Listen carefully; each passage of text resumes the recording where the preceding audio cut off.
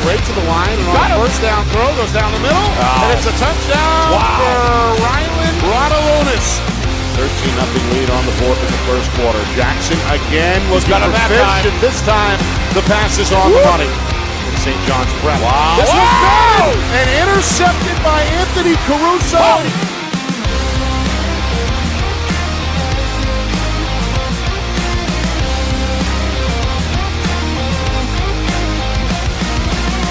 And here he goes. The quarterback is on the loose. Four-man rush. Throws across the body. Looking for Peters. He's got him on the run. And look out. Inside the 10, the 5, touchdown Exeter. Blitz up the middle. This one intercepted. Picked off in the flat. It's Lynch. Snap, hold, kick, up, and good! He's got a first down and then some. He's got a burst to the right side. He's inside the 20, inside the 10. It's the Bolin. Great cut. He's going to turn on the Jets. Morrison again through the hole. Look out. On his first carry tonight, the junior Brooks Connors is gone.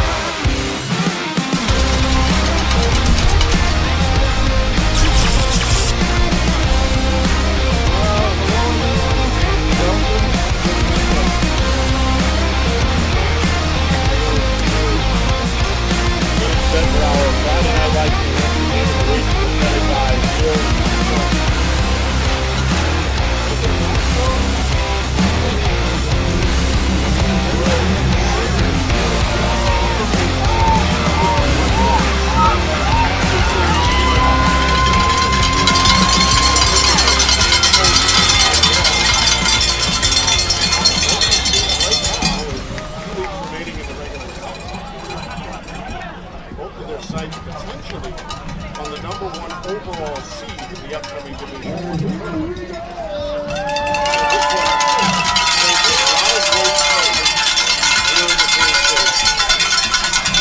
Pinkerton won the toss, they decided to.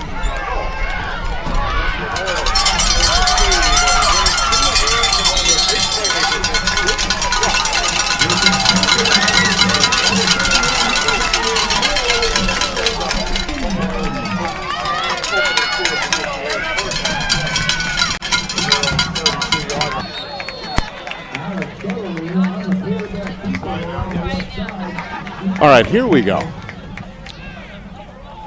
Apologize for the technical difficulties, but we are up and running now with an upcoming second down and 8 on the way for Manchester Memorial. Crusaders, they won 5 in a row to begin the season. Their first loss 2 weeks ago at Winnicunnet. We were there out on the beach. They rebounded nicely with a road victory against the good Nashua South team, 46-28. In their home blues, facing a 2nd and 7 officially. It's a run right side, and the Astros are there. Swarming the edge, Noah Real, one of the juniors, former Londonderry Lancer, along with a player to watch tonight up front for Pinkerton. That's James Caruso, the 6'1", 235-pound defensive end. Been a big staple of this program for Coach O'Reilly for the last several years. So the Astros have the chance to get their defense off the field here, hoping to force a 3-and-out. Memorial looking to extend the opening possession here. They need to get to the 41-yard line. 3rd down and 6. Big crowd here tonight. Making some noise here ahead of this crucial 3rd down. Dive play up the middle, first down and then some. Gabriel Felch across midfield and down to the Astro 46-yard line. That's a 19-yard pickup for Felch. And a first down for the Crusaders.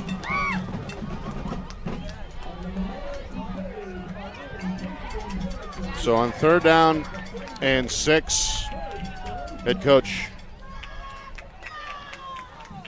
Rob Sturvis electing to go to the ground, staying on the ground, trusting in the run game, and it works.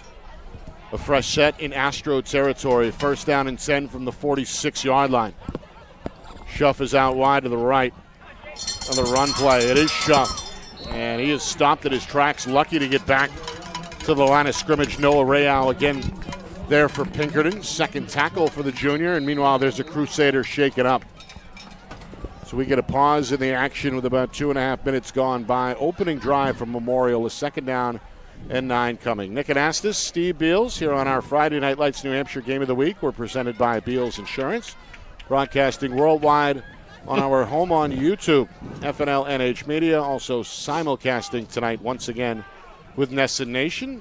As I bring in my partner, Steve Beals here. Memorial clearly committed to that run game. First 4 runs of the drive, all on the ground. Yeah, Nick, this is a matchup, as we said last night on Gridiron. We've had this on the calendar for a while.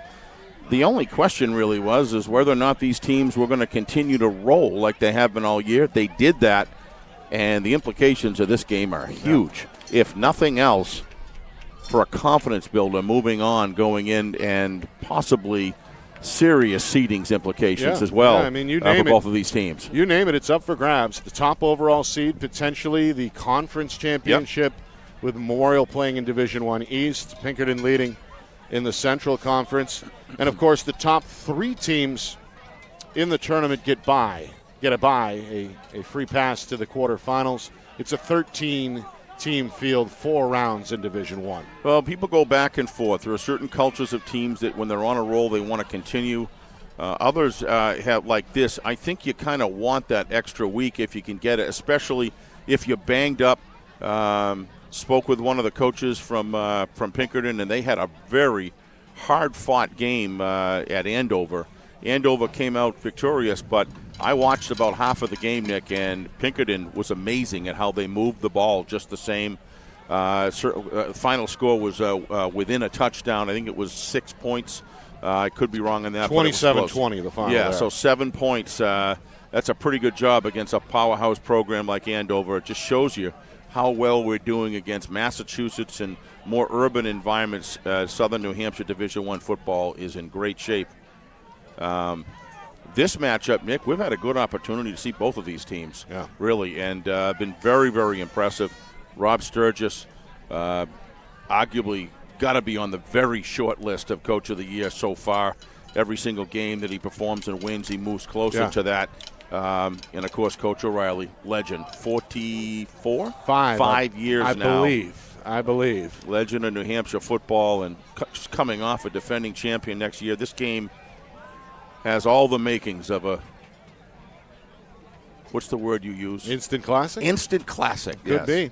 Yeah, you mentioned Pinkerton, defending champs, blew out Londonderry in the championship last year. They won their first 6 games this season as well.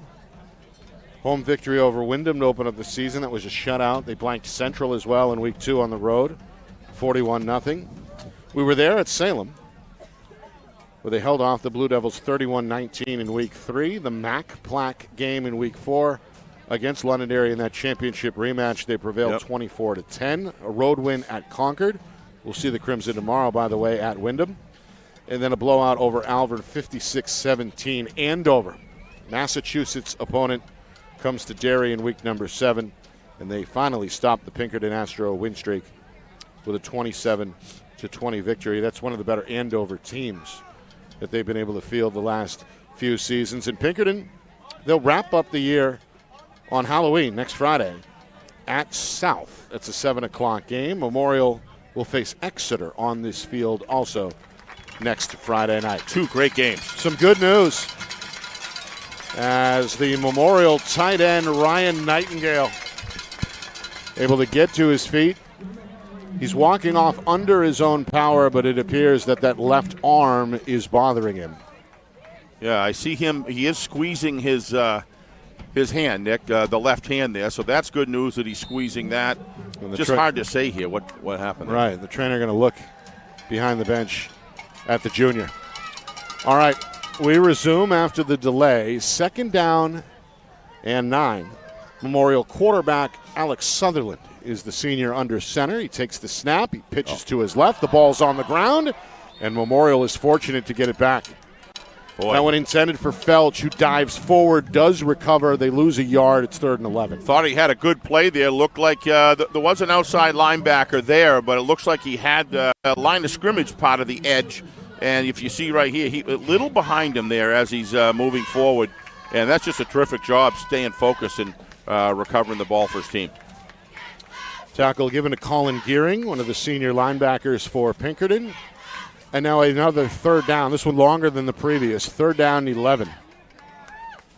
After that 2-yard loss. Just a 3-man front for Pinkerton. 8 in coverage. Receiver left side with a wingback to the left as well. Sutherland checks the defense, ducks under center. Long count, takes the snap, keeps it himself. Right side run. Osanya is there for the stop. After Sutherland crosses the 40, he's down to the Astro 39, maybe the 38. So this gives Memorial a chance here. Yep, it sure does. They get 9 on that 3rd and 11. They get 9. So it's 4th down and 2, a long 2 it looks like here from the Astro 38-yard line. Sutherland on his first carry. Getting some production there. I mentioned Joe Osanya, multi-year starter, senior in the middle of that Pinkerton defense. Gets his first tackle. 4th down and 2. Big play here. Memorial wants to go for it. The first down stick is at the 36. Sutherland. Handoff up the middle. It's Felch again, and he's got the first down. Well, take a look on replay here. The 2 blocks that open up that 5-hole there, Nick. Watch this. This is just winning the line of scrimmage. Look on your left side. Good kick out and a good wash inside. And that's just terrific blocking. We saw that against Winnacunnet, even though they didn't be victorious. A solid Winnacunnet team. They did a great job. This offensive line is really put it together for Coach Sturgis, and he did for his running back. They did for his running back. That's just good blocking right there. Good form coming out low. So the 4th down conversion keeps the opening drive alive for Memorial. 1st down and 10. Sutherland looks to throw for the first time. Going to escape the pocket to his left, tuck and run, cross the 30. And he stopped just shy of the 25-yard line. Looks like a 5-yard gain. So the senior quarterback able to use the legs. The passing option's not there. And he makes a positive play for his team. Always look for a guy with a good processing chip. He has one inside, Nick. He makes decisions very quickly. I watched him in the other 2 games that I've been able to watch full games. Watch the quick move. Sees nothing, boom. He's out and he's turning upfield. And this is what I like about this guy. He makes quick decisions, and they're the right decision. He's very impressive in the Winnacunnet game. And he can belt off some big yardage, too. Very durable quarterback, has all the tools. Got great height, too. Meanwhile, Osanya with his 3rd tackle on the drive. Timeout, another Memorial player is shaken up here. Nearly midway through the first quarter. You can see it's dark already here in southern New Hampshire. We're live from the Queen City, the south side of Manchester. Big game here. You mentioned Rob Sturgis. I believe it's year number 8 as head man of this Memorial staff. He got the Crusaders into the playoffs last year for the first time in 17 years. And obviously looking to do it back-to-back seasons this year. They've, I believe, already locked up a spot. But, again, now it's about potentially hosting a home game in the first round or winning the conference outright and getting yourself a bye as one of those top 3 seeds. So Coach Sturgis, as you said, Steve, on the short list for Coach of the Year once again here in 2025. Well, what makes it even stronger and stronger is the progression. As he continues to have teams and he's reloading new talent coming in, he's developing that talent, and the overall structure gets stronger every single year. I mean, Memorial was winning games they should have, and they were kind of losing games that they, were higher challenges. They're playing the brass of the league, and they're competing at a very high level, boasting, I believe, a 6-1? Yeah, both teams 6-1. 6-1 record. We see Aiden Poltar make his way off the field after dealing with that injury. So Memorial already with 2 starters on the sideline, out for the moment with injury. 2nd down and 5. Sutherland to the air, and his first pass of the night sails a bit. Intended for Moses White, one of the listed tight ends, the junior. Couldn't pull it in overhead. Now another 3rd down coming for Memorial. Crusaders 1 for 2 on 3rd down so far on the drive. Yeah, that ball did sail, Nick, but he just kind of released it on a almost like it looked like a pretty good release. It just sailed, like you said, but you want to throw that up high. When you got a tall receiver, you want to get him up above his shoulders so it's out of the interception area of an oncoming defender, Nick. So Another foot down, it was good, just about a foot high. Needless to say, this is half a quarter gone already. Officially a 3rd down and 6. Memorial looking to extend this long drive. They go up the middle and not going to get much. Caruso is there for Pinkerton, as is Aiden Seringer, 5'9", 230-pound junior defensive lineman. And now another 4th down on the way. After Felch's dive only produced 2, it's 4th down, and it looks like 3.5.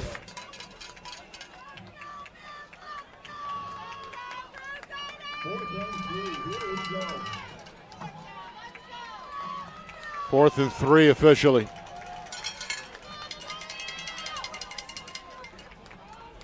First down stick at about the 19-yard line. They keep it with Sutherland. He escapes to his left. He's got a first down. A good jump cut. Gets him inside the 15 all the way down to the 11-yard line. An 11-yard pickup for the senior, Alex Sutherland. He's making plays with his legs here on this drive. 25 yards on 3 carries. You see there he breaks the tackle from Gearing, and then it's Osanyo who hunts him down for his 5th tackle already. Boy, if you're Pinkerton Academy, Nick, you don't like this. This is 7 minutes almost here in the first quarter. You talk about clock control. Usually 6 is a pretty long one, but this thing could go on 8 minutes the way it's going right now. This is a long, sustained drive. Over 7 minutes right now. Officially the football at the 10-yard line. It's a 1st and goal for Memorial as the Crusaders hope to open up the first score here tonight on their home field. Sutherland under center. 3-step drop. The lefty lets it fly left side, and it's incomplete. He's sailed it again. Looking for the big target, Joel Gomez, 6'5" junior. Yeah, it looks like he's just, if you watch his release here, it looks like he's just kind of lofting it a little bit, and the ball is just going. Could be a little high adrenaline sometimes. What happens, you get out there and you're just kind of all amped up, and that ball was just sailing off of his hands. Had both receivers on both of those throws did have an opening to catch the ball if it was a little lower. So Sutherland 0 for 2 through the air. But again, 25 rush yards for the senior quarterback. 2nd down and goal. Handoff, and Felch stopped immediately, swarmed there by a wave of white. As again, Caruso is on the scene up front. Number 75. And that's another big kid, Elliot Ingram, 6'5", 215 pounds, the junior, with his first takedown. And another 3rd down, Steve, coming from the 9-yard line. Yeah, he looks all of 215 pounds, Nick. 6'5". What a frame. Did a great job getting separation, moving in, had body control, closed the gap, and brought him down at the spot of the tackle. No movement after that. So what do we got? 3rd down and 8, Nick, does it look like? 3rd and goal from the 9-yard line. 9-yard line, okay. Felch is the back, and hang on. The officials are going to run in here and blow this one dead. We may have a timeout. I think it is. Our referee tonight is the veteran John Reardon, and indeed it's a timeout for Memorial. Our broadcast tonight is brought to you by Beals Insurance. Locations in Bedford, Londonderry, and Epping. Whether you need home, auto, or business insurance, Beals Insurance will get you the price and quality coverage that's right for you. Visit BealsInsurance.com. Also by MG Sports Fundraising. That's fundraising made easy. MG Sports Fundraising is the official fundraising partner of Friday Night Lights New Hampshire. Visit MGSportsFundraising.com. Start raising money for your team today. By TKQB Academy. Be the best QB that you can be. Call Trevor Knight at 603-732-7194 or reach out on Instagram at TKQBA. By Accurate Tree Service, because you only get one chance to take a tree down right. For a free estimate, visit AccurateTree.com. And finally, by Jewett Construction. Planning, architecture, construction management. Come join us to build something great at JewettConstruction.com. Nick and Astis, Steve Beals with you. It's our Friday Night Lights New Hampshire Game of the Week presented by Beals Insurance. 2 teams 6-1 here. Week number 8. Memorial on the opening drive. They've taken over 8 minutes off the clock. They face a 3rd down and goal from the 9-yard line. Sutherland hands to Schuff. Left side run, breaks the tackle at the 5, leans the shoulder, He's in. and he's in for the touchdown. What a drive. A 9-yard touchdown run by the senior Jacob Schuff. It's going to cap off an impressive 69-yard drive for Memorial as the Crusaders jump out in front 6-0. And on top of that, Nick, kept the ball, moved the ball down the field. Look at the opening here off the edge. Nice block inside. Really did a great job getting outside quickly. Look at that inside block thrown. Oh, I like to, while we're waiting, after the thing, if we could see that again, I want to get a number on that. That is an absolutely fantastic block. Meanwhile, the extra point try is up and good off the right foot of Moses White, and it's 7-0 Memorial. Let's see if we get another look at that. You're going to see an inside block that just opens up off the edge there. Who is that? Nice kick out block there. Nice block inside. I believe that is 82, if I'm not mistaken. That's just, whoever it is, I just can't get the numbers. Number 54, I believe. Andrew Lassier. Yep, and the kick out, I believe, is number 82, if I'm not mistaken. Tough getting those numbers down there. And maybe the wingback, Ladum Aduname. Yeah, that would, maybe it's 22. Yeah, Aduname. 54, great block. Just fantastic. 54 is Antonio Rodriguez. So really a team effort there on that left side. And that's against the Pinkerton Astros, a 9-minute and 11-second drive, Nick. That's got to be right up there with the top longest drive of the year we've seen so far. I don't recall one. 8-11, but close enough. All right, I add a little color to it. I'm a color analyst. What do you want, right? Sorry. Either way, to your point. Yeah. Ground and pound, too, Steve. Not one completion on that drive, all runs. I think the longest drive we saw was about 6 minutes and 50 seconds, Nick. You got to realize that's almost the whole first quarter. Yeah. What an impressive drive. So the Astro offense waits for their turn. You're going to have to survive the kick first. This one all the way down to the goal line. Left side return, Ryan Mishu looking to the sideline, and he stopped at the 20-yard line. I think he tripped over his own guy, number 13, Bentley Blay. I think you'll see here. What a great kick, by the way. Yeah, White give it a ride there. You see. And watch, I think he gets his legs caught up right here. Yeah, right there. His own guy. And down he goes. Mishu. What a valuable player. We were talking to Coach O'Reilly about him some weeks ago and spoke very highly of him as a player. He'll do anything you ask. Yeah. He's just a very effective guy. So we'll see what Pinkerton can do. He should touch the ball a lot tonight. Yes. Of course, his older brother, Caden Mishu, came through the Pinkerton program a few years back. Here is Ryson Mishu on a jet sweep, right side. He crosses the 20 and is tripped up after turning the corner at, about the 22-yard line? Give him 3, I guess. 2nd down and 7. Well, no fear tackling right there. You're going to see him come around the corner awful hard. You don't see many teams stop him in his tracks like this.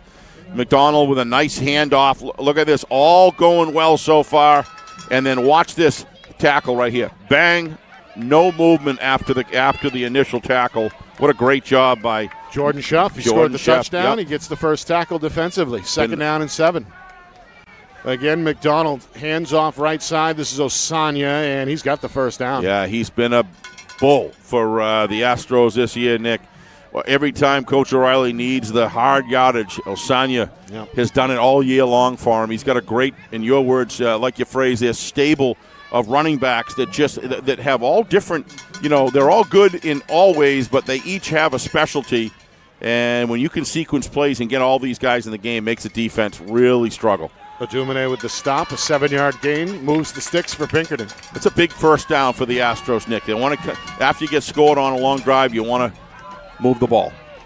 Osanya again with a hole. First down and then some. Gallops to midfield. Down the sideline at the 40. Foot race at the 30. He's caught from behind after crossing the 25 at about the 20. Well, they're going to say the 26.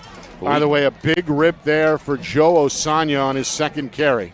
Yeah, and a nice chase down by Aiden Del Rosa.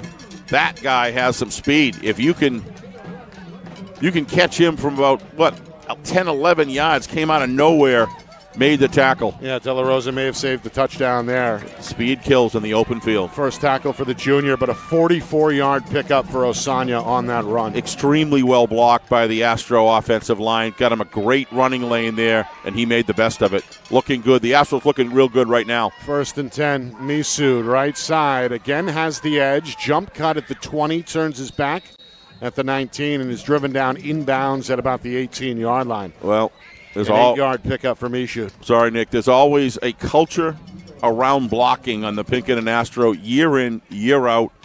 You don't want to block, you're probably not going to play for Coach O'Reilly because that's what he needs. You saw 11 guys blocking at full tilt right there, and that's why they're moving the ball down here against an outstanding defense. Memorial chewed up over 8 minutes on the opening drive, capped it off with a 9-yard touchdown run from Jacob Schuff, but Pinkerton, they're on the march here looking for a response. 2nd down and 2, football at the 19. McDonald handoff right side. Osanya breaks a tackle, and he's into the end zone for a touchdown. Joe Osanya. Lowering the shoulder. Made his mark on defense with 5 tackles on that opening drive. He's the main ball carrier on this answer for Pinkerton. He scores from 19 yards out. Nick, that answer there is loud and clear. Pinkerton came to play. Did it in pretty short order here, about 2 minutes or so. That, and not one pass, all utilizing the blocking power on that right-hand side of the Astro line, and just some power running around the edge there. Coach O'Reilly got to be happy with that and how his team respond. The extra point is up and good, and we are tied at 7. That drive took just 2 minutes and 20 seconds. I'm not the least bit surprised with 1:29 left in the first quarter. It's a 7-7 game whatsoever. I think we're in for a good one. Again, this could be one of those seesaw battles that just somebody stops somebody and can ultimately get a 2-score lead, and that sometimes can be, but there's a long 3 quarters almost and more to go here. But what I saw so far, 2 offensive lines that are getting the job done. Pinkerton dominating the right-hand side. I don't think there was one run to the left, if I'm mistaken. Nope. Everything was on the right side. Osanya looking like he had his Wheaties this morning. He sure did. How about Osanya? 3 carries for 70 yards on that drive, including the 19-yard touchdown. Not a bad start. 70 yards in 2 minutes. Yep. So, Memorial trying to figure out how they will respond here after surrendering that touchdown. I dare say, I don't think I've seen Osanya. He's got another gear tonight, Nick. He's opening right up. I agree. It's like again, we've seen Joe Osanya do this before. Yeah. Last year, a 2-way starter as a junior, part of that championship program, and obviously having a good senior year as well. This one is kicked into the end zone. It's a touchback. Memorial will begin drive number 2 at their own 20-yard line. Both teams are 6-1. And all eyes from around the state are going to end up on this one once it's all said and done. Somebody is going to be 7-1, still in the hunt for the top overall seed, whereas the loser will have to rebound in week number 9 with a 6-2 record. Yeah, and somebody's going to be 7-1, somebody's going to be 6-2, and those games that you spoke of, Nick. Was it Memorial versus Exeter and Pinkerton versus South?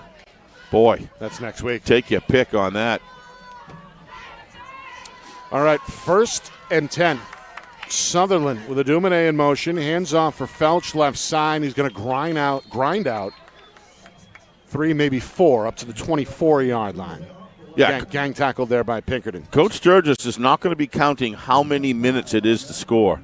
He's going to be counting. I mean, I'm sure he's more than willing to have another 7.5, 8-minute drive here, Nick, to keep the ball out of the offense. And you can't blame him with the speed in which Pinkerton ran down the field. But these games are all about staying toe-to-toe and having a chance in the fourth quarter. Right now, this is all run game here. 2nd down and 6. Not one completion either way so far in this first quarter. We're in the final minute. Sutherland, pitch right side. Schuff is met at the edge and buried. Aiden Chapman, senior linebacker, listed at only 5'7", but up for the task there. Big tackle, big loss, and a 3rd and long coming up. You're going to see in the replay, this is what they call getting set. Watch him. He screws out, and then watch him come across, and he gets separation. See the arms separated, and then pushes them away and does his proper job in the contained position. That's his number one thing. Watch him fight for outside position here. Bang. There you go. Wow. That's nice work. It's a 4-yard loss. 3rd down and 10. We may not see the play, though, as Memorial is content with letting the first quarter clock run down. 7-7 here in the Queen City.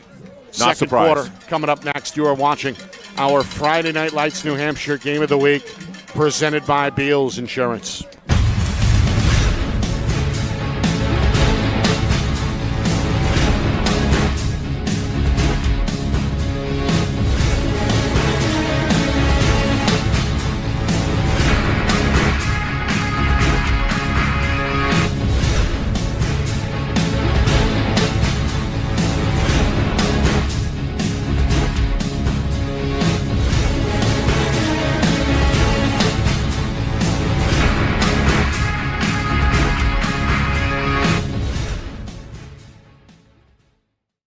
Broadcast today, as it always is brought to you by Beals Insurance Agency, with locations now in both Bedford and Londonderry. Whether you need home, auto, or business insurance, Beals Insurance will get you both the price and quality coverage that's right for you. Just call 603-471-9999 or visit BealsInsurance.com to request a free quote and start saving money today. Again, that's BealsInsurance.com.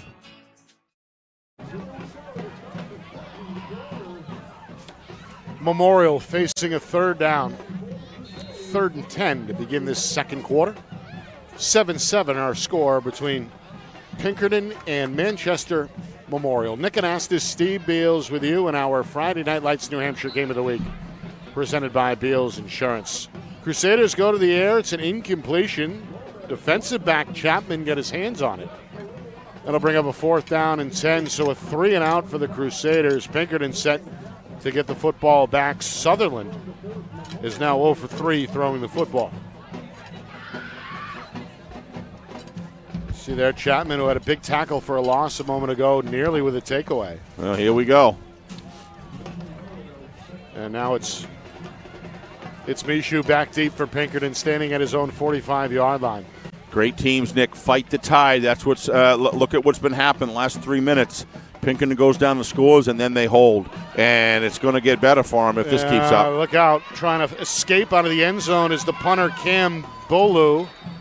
And he's able to actually get back to the line of scrimmage and then some. But that's nonetheless, still a tough one. That's a tough snap and a tough turnover on downs. A 2-yard gain on the broken punt attempt. Pinkerton setting up shop on the door of the red zone. 1st and 10 at the 21. Well, we talk about it all the time, and we'll never stop talking about special teams, Nick, how important they are. And you got to execute when, if the offense and defenses are trumping, even, it's the special teams. A lot of times it's a difference maker. That's one there that really gives a short field for Pinkerton, allows them to take momentum away from Memorial here if they can go in and score, but they kind of did that with a 2-minute tremendous drive and then a great defensive stand. The nose of the football just shy of the 20-yard line. Pinkerton takes over with a short field. 1st down and 10.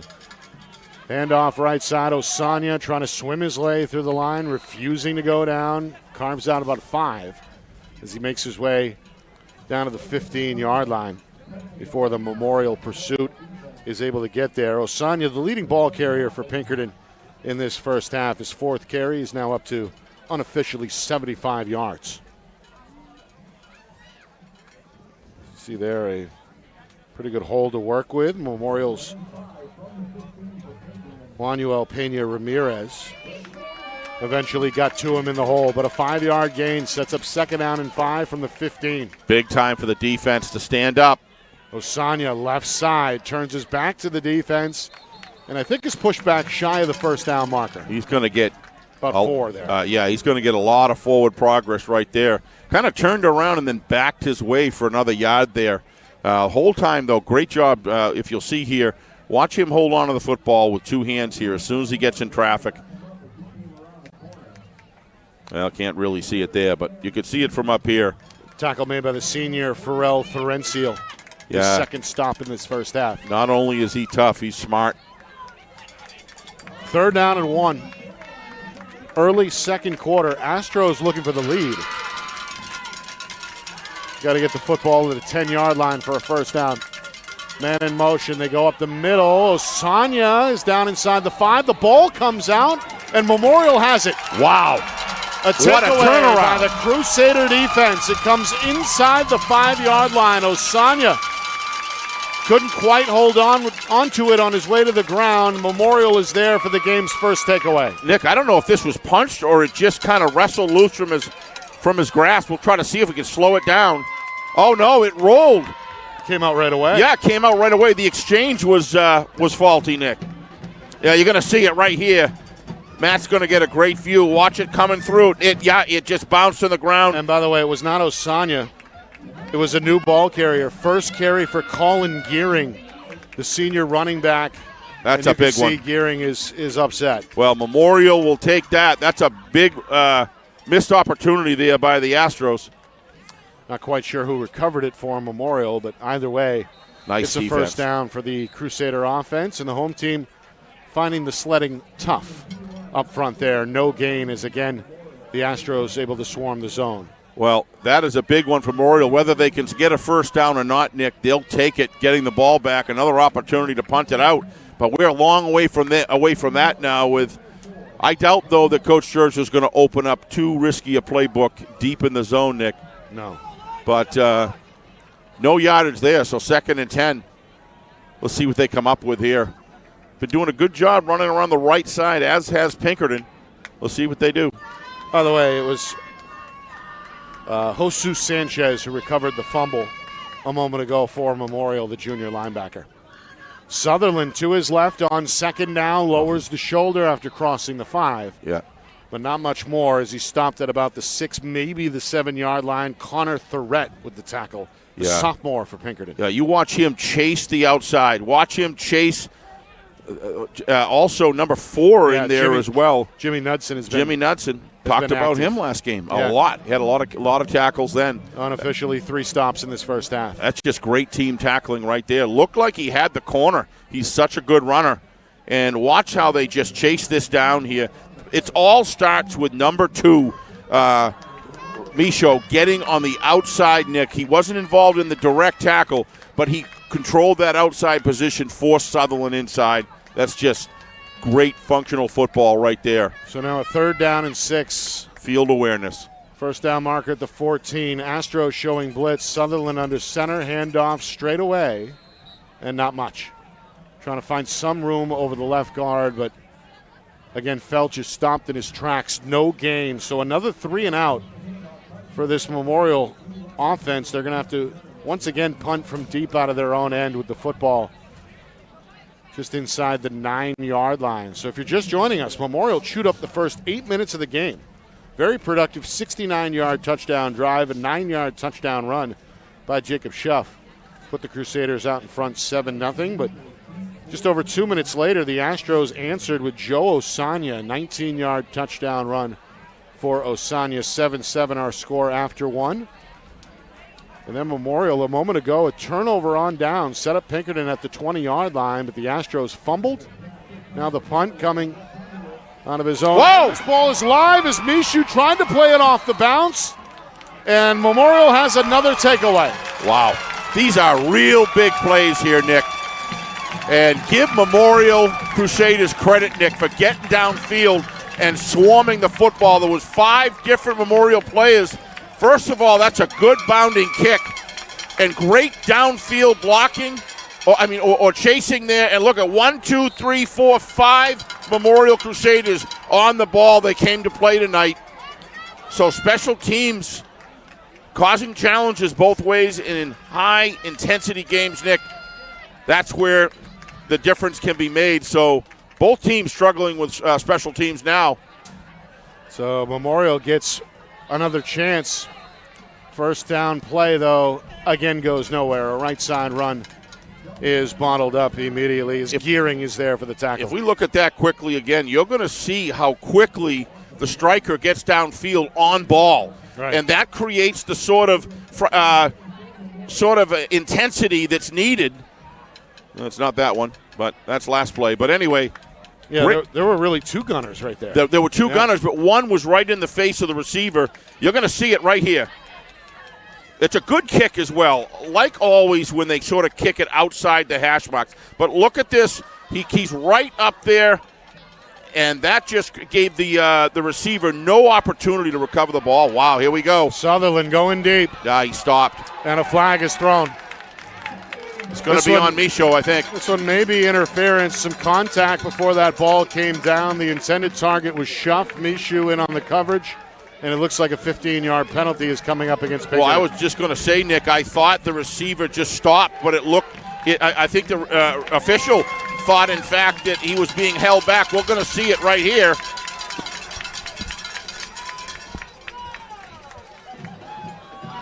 So it's the first penalty either way. We hear from referee John Reardon. Maybe we'll see it here. Oh, yeah, looked like Michaud he had body position, had his arms out in the chest. Yep. Referee threw it and said, and remember, we learned last week from my buddy official said, an uncatchable ball has no bearing at the high school level in New Hampshire whether or not the foul is called. So I don't know. I didn't say you had to like it, Nick. I'm just letting you know that's what he said, and I did verify that. First down and 10, four-man front for Pinkerton Memorial. Oh, nice go fake. Back to the air. Clean pocket down the sideline. Wow, what a play. Catch. And is the senior in? Touchdown. Yep, he is. A 44-yard touchdown from Sutherland to Schuff. And just like that, the home team is back in front 13-6. You're going to wonder, folks, why he was so open. Watch Sutherland with the fake and the decoy as he's going back. Watch him. He goes down as if he's running, and then he has this little loop step, and then goes back in the pocket, and the defensive back saw that, and they bit on it. Watch him. There he goes right there. That is a little decoy that kept more than just the one defensive back looking up. Extra point from White is good, and it's a 14-7 lead for Memorial. Game starting to open up right now. You just intensity on both sides. Nobody's leaving anything on the sidelines, Nick. It's all out in the field here. And there's so many twists and turns between special teams, and then the offenses are just getting it done. 3 scores here. Now watch. See how he kind of bends down and fakes it. That's how he got so open. Michaud was going to start coming up. And what I really like is how Schuff ran his route. He never slowed down. The play was designed a certain way. He accomplished the mission. And good throw by Sutherland. What a battery they are when they're on cue. That's the first completion for Sutherland, a 44-yard touchdown toss. Jacob Schuff, 2 touchdowns, a 9-yard run in the first quarter, a 44-yard grab a moment ago. And Moses White, the kicker, is 2 for 2 on extra point tries. So 14-7 Memorial. All started from a fumble, and then and then Pinkerton takes over. They fumble it. And then they kick it away, and after a good defensive stand, Memorial recovers midfield, and there you go. White's kick is down the middle, fielded at the 8-yard line. Left side run for Bentley Blaze, the sophomore trying to find the sideline, and he stopped shy of the 30-yard line at about the 29, so that is where the Astros will take over. It's their third drive. Their first ended in a touchdown, a 19-yard touchdown run by Joe Osanya. The second sputtered out in the red zone, a lost fumble. It's just good form tackling by Colin right there. Gearing, and now hoping the offense can find their footing. This Astro offensive unit hasn't taken too many snaps here in this first half, as Memorial has dominated the time of possession. It's Farrell Nathencio, is that correct? How did I get that right? Thorencio. Meanwhile, a timeout is going to be called here As Pinkerton is going to use their first, each team with 2 timeouts remaining. Somebody's got to slow it down. The speed and pace of this game is intense. And what's happening is if you notice, both teams defensively are starting to stack the box a little bit. Give Coach Sturgis' staff a lot of credit for seeing that upstairs and had a nice. It's not really a play action because there was no running back there. They stacked the line. Interesting play, but he faked out like he was handing to a ghost. Nobody was there, but it got an extra receiver on the outside. They had 5 receivers on the line at that point, and what that did was overload the zone and or the offensive passing lanes, and you got one-on-ones, and all you need is one to bite. Give Sutherland, I talked about his chip. He processes quickly, and I know he's thrown a few errant passes, but let me tell you, overall, he's doing a great job, as McDonald is as well. First down. Left side run, and there are the Crusaders. Yeah, they're motivated right now. Nowhere for Mishu to go. Just a yard up to the 30, 2nd down and 9. You get these cool nights, Nick, and it's just perfect weather for football, and all the stars are aligned for an intense game. You just get to the point where the hitting there's no pain. You just go for it. It just feels good hitting on a night like tonight. And the attitude and the fearlessness of both of these teams, and the technical solidity of both of how these teams tackle and block. It's just going to be a good one. It already is. 2nd down and 9. Mishu in motion. Osanya swallowed up in the hole again. There's Pena Ramirez throwing his weight around up front. Just a 1-yard gain for Osanya. Now a 3rd and 8 for Pinkerton. If you could see, folks, standing room only in a massive stadium here. Yeah, it's a good night, as you mentioned. A little chilly. Temperature dipping below 50 degrees, but nonetheless, an excited crowd. A lot of students here. Yes. And a lot of folks dressed in pink for Breast Cancer Awareness Month as well. Yep. We've seen that trend statewide. Here we go. 3rd down and 8. Memorial going to stack the box. Nudson's going to get the carry for Pinkerton. Trying to get around the corner, and he's ridden out of bounds. They're coming up. Odumene with the tackle. Only a 1-yard gain there, and it's 4th down and 7. Well, to all the people watching tonight, there is a boatload of you watching this game tonight. We really enjoy having you. Welcome to FNLNH Media. Yep, simulcasting tonight again with Nessa Nation, and we're back on the air tomorrow afternoon as well as Concord takes on Wyndham. That's a 1 o'clock kick. We're live from, what is it, Jaguar Stadium, I suppose. Jaguar Stadium, a place we love to go, and I did get a notification they're aware we want chili. All right. And supposedly it's coming, Nick, so don't eat breakfast. Our pregame begins at 12:45. A 3-and-out for Pinkerton. And a punt off the foot of Rayau is going to land inside the 35. Schuff plays it off the bounce and is tackled right there by Knudsen. Knudsen with 4 stops, unofficial half. So Memorial takes over. Their lead still intact. 14-7 inside of 4 minutes. Still time for the Crusaders to add to their 7-point lead. And still time to subscribe to our YouTube channel, FNLNH Media. If you do a search on YouTube, it'll come right up. Go in, subscribe, hit that bell icon as well, and that'll notify you when we're going live, folks. Don't be afraid to be notified because we only send stuff out. We send no junk out, only when the games go live. So be part of us. We'd love to have you. First down, Sutherland under center at the 34-yard line. Handoff left side, Felch to the second level, nice spins, run. crosses the 40, and grinds out about 6, maybe 7 yards there. That's a north-south run that had a lot of east-west turns along the way, but he held on the football, and he kept his legs on small, moving steps there forward and did a great job of getting his team 8 yards. So look at here. You're going to see the small steps. Look at him.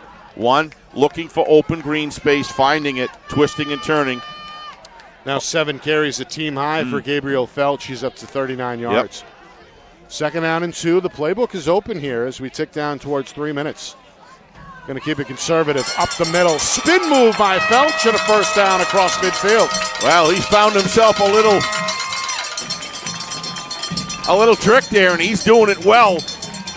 That's a 9-yard pickup. Do you ever remember so many running backs spinning as you'd see this year? It seems to be in vogue. It must be being taught at camps a lot more on how to do it right. And he's doing it right with good 2 points, good 2 arms on the football, 2 hands. And he's looked good in this first half. He sure has, Nick. As has this Crusader ground attack here. On the march again in Astro territory, first down and 10 from the 47-yard line, inside of 3 minutes. A toss, right side, Shupp. Gets hit hard, Osanya and Caruso with the crunch. It's about 2 yards, 2nd and 8. Yeah, crunch is a great word for it, Nick. Those two do such a great job as a tandem right there. Watch this tackling. Osanya maintaining outside position, and then that allows the inside-out slam tackle right there by the big guy, Caruso. Not a name that is unfamiliar with Coach O'Reilly. No. With so many, his brother was a fabulous player, as is he. Yeah, as Anthony Caruso played that defensive end spot as well. The two so well. A great tandem of bookends last year for that championship run. Meanwhile, Sutherland goes to the air. He's got Gomez and a first down. The big tight end is inside the 30 with his first ground.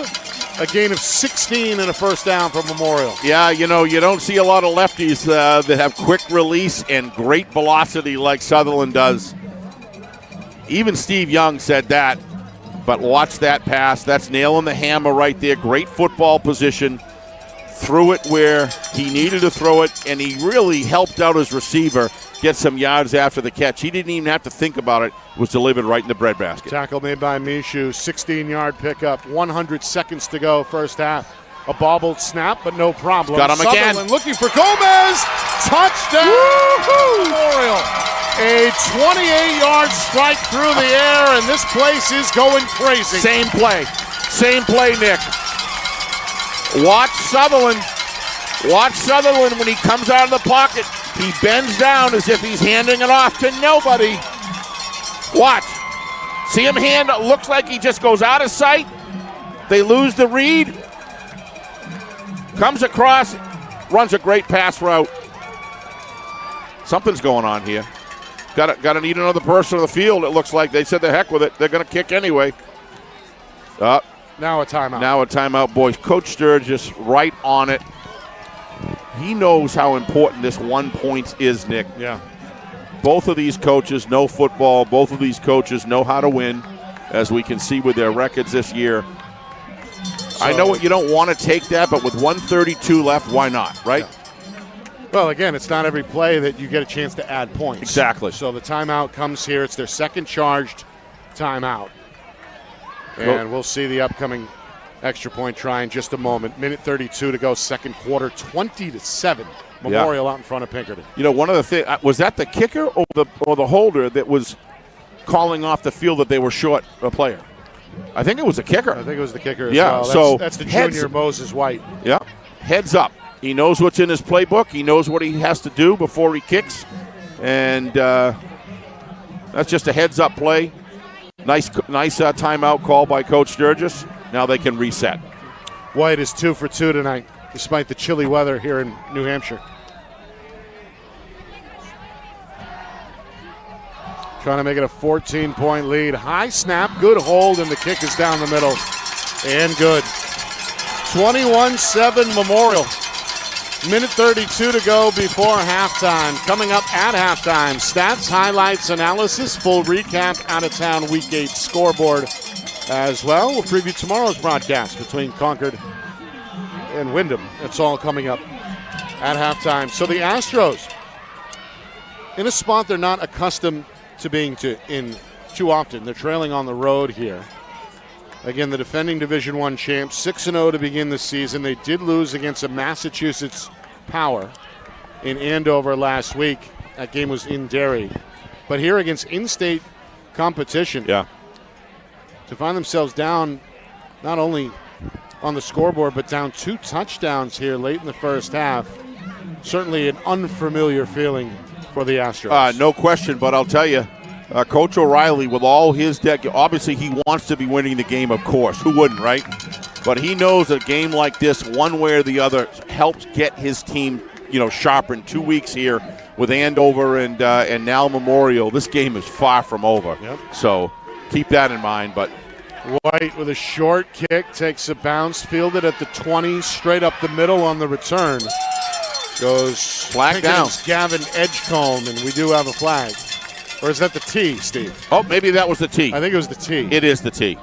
And lucky for us, only seen one penalty total. Well, lucky to us, so we got far. a guy here that's a lot younger eyes up here. So, yeah, Well, it looked like it was a yellow flag initially. And I'm not sure why the T has to be the same color as the flag either. Well, so no penalty. Pinkerton, 2 timeouts to work with, 1:28. They're going to begin things at their own 37-yard line. And this may be the time that we see senior Aiden McDonald let it rip. He has yet to complete a pass in this first half. that young man can throw a ball, let me tell you.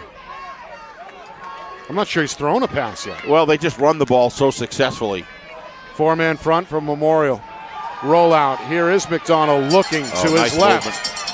Trying to get a receiver to come back to him. He finds Caruso at midfield. Caruso is stood up at the Crusader 47-yard line, so it's a 16-yard pickup. Not a bad pickup right there with 116. And now as they move the chains, let's see how quickly they get together.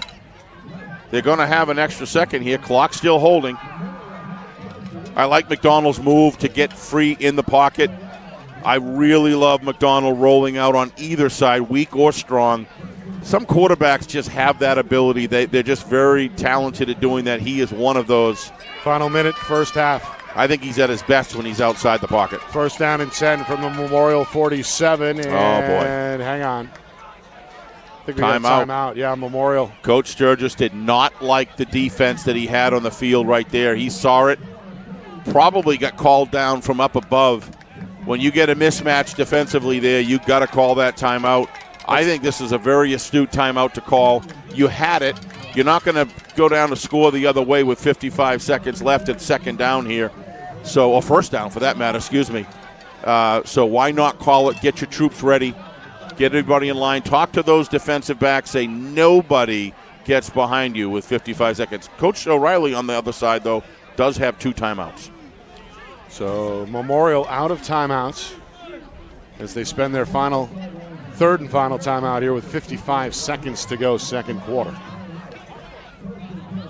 21-7 lead on the board, 7-7 our score after 1, but Memorial 2 takeaways in the second quarter and 2 touchdowns as a result. Sutherland to Schuff and then Sutherland to Gomez.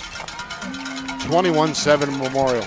Huge. Pinkerton, though, they got a chance to double dip. They could score before halftime. They're set to receive the third quarter kick. He wants to get down to the 25-yard line. McDonald on 1st and 10. Eyes downfield, rolls to his right, now going to tuck and run. Looks for the sideline and scoots out of bounds just shy of the 40. Great move. Look down, had plenty of time. Really like, there's 2 plays in a row where he's extended plays, moved the ball now over 20 yards, 25 yards down the field of play, and 46 seconds. Only used, about 35 seconds there. I don't know, Nick. My guess is 25-yard line might give them an opportunity to get, 40-yard kicker, something like. He's got a good kicker, got a good leg. Yeah. We saw what he did on the kickoffs. That's John Pappas, the senior. Tremendous. Handoff, nothing. I don't get that play. Nowhere to go. Into the waiting arms of 2 different defensive tackles there. Really surprised. And now a timeout by Pinkerton. Quintero Salazar there for his second stop. Timeout. Coach O'Reilly going to use his second. Just inside of 34 seconds remaining, and Pinkerton facing a third and I don't know why that much time went off. He was yelling out, calling timeout. Just didn't get it. I believe, 46 seconds to 33. 13, probably 10 seconds ran off the clock waiting to get the timeout call. So still, though, all you need to do is he's still got another timeout. He can stop it. So probably if they use the sidelines, probably 3 more plays with any luck. But if he does decide to throw a pass down the middle, he's still got a timeout to stop it. And then at that point, you got to make sure you get out of bounds and don't run it out or spike it. Right. So still with a timeout left, the ball can go anywhere here. Third down and 3. May have called in 2 plays here. Don't see a lot of changing up at the quarterback position here. It's pretty much set the play and go. How about 4 receivers? 2 to each side. McDonald out of the gun. 3rd and 3. Under pressure and throws it into the ground. Incomplete. Well, there was some heat there on the quarterback. May have been able to complete that in the flat, but just threw it into the turf. Incomplete. So 4th and 3. Yeah, I'm not sure he would have made it much further, Nick. There were 2 defenders coming on to tackle him in the middle of the field. I'm not 100% sure that McDonald didn't just throw that into the ground to stop the clock. Try to get a first down here, buy a little time from there. 4th down and 3. Here we go. Out of the gun, McDonald has time. Airs got him. out deep. Mishu is open. Catch made inside the 10. He's at the 5, and he's into the end zone for a 47-yard touchdown. McDonald had a word for the Memorial sideline after throwing that one. Pinkerton on 4th down. They dial up the big pass, and they're back within 1 score at 21-13. Well, the Empire strikes back, Nick. I mean, this is just unbelievable. Obviously, the benevolent Empire. I didn't mean anything by that. I'm just saying, I mean, this is just strike back after strike back, one after the other, Nick. That is a beautifully thrown ball by McDonald. How about that offensive line? I counted 4 seconds, Nick, they gave him, and he threw a nice shot. Mishu, is this guy such a valuable player in so many areas? Pappas, extra point good despite a faulty snap there. Pretty good hold on the recovery. Pinkerton gets 7, and they make it a 7-point game. 21-14 with just inside of 27 seconds to now go. Pinkerton go in with the momentum as long as they don't let any more points in. Still got almost 27 seconds here. But look at Mishu. Look at the time he had in the pocket. That's just a great release. What he did right there is he waited for Mishu to gain the kind of separation that he could fire the ball down. And nobody in the area, you just can't let that happen with 33 seconds. You can't let the receiver get behind you. A gorgeous pass. Gorgeous pass. You know how high I am in this guy, Nick. I talk about him all the time. He's a quarterback that I'd love to have on my team. 47 yards. That's the longest play of this first half, and we've seen some long plays. And I tell you, I wouldn't mind having a guy named Sutherland as well. Boy, both of these guys doing a great job for their football teams tonight, managing these games. Good play sequencing on both sides. These are 2 good defenses that we've got 35 points here. These are good. 35 points scored with 26 seconds left in the half against 2 high-end defenses. This is a spiraling kick. It's going to land at the goal line and go out of the back of the end zone for a touchback. So Memorial out of timeouts. They'll start at their own 20-yard line. 27 seconds left. How aggressive does Coach Sturgis get here, Steve? I don't think. You got to lead 21-14. What you don't want to do is, if you want to throw something way down the field, that's one thing, Nick, and maybe get a field goal. He can't stop the clock. If he had a couple timeouts, you may want to go for it a little bit more. But when you can't stop the clock, just trying to get something way down the field if you do it all. I don't think he's going to do anything. I think he's just going to kind of run it. We may see a knee here. Yeah, that's what I mean. That wouldn't surprise me. I don't think he's going to. I'm saying if you were going to. And, in fact, that's the formation here. Sutherland under center, going to drop that left knee, and that should take us. That's a smart decision. To halftime. Memorial with a 21-14 lead over Pinkerton. Coming up at halftime. Stats, highlights, analysis. Full recap of that first half. A look at tomorrow's broadcast between Concord and Wyndham, plus an out-of-town Week 8 scoreboard to get to as well. And, of course, there's on-field entertainment from the Manchester Memorial Marching Band. And they sounded good at the beginning of the game. They Stay tuned. Do. All right, lot to get to. 7-point game at the break. Memorial leading Pinkerton 21-14. You are watching our Friday Night Lights New Hampshire Game of the Week, presented by Beals Insurance.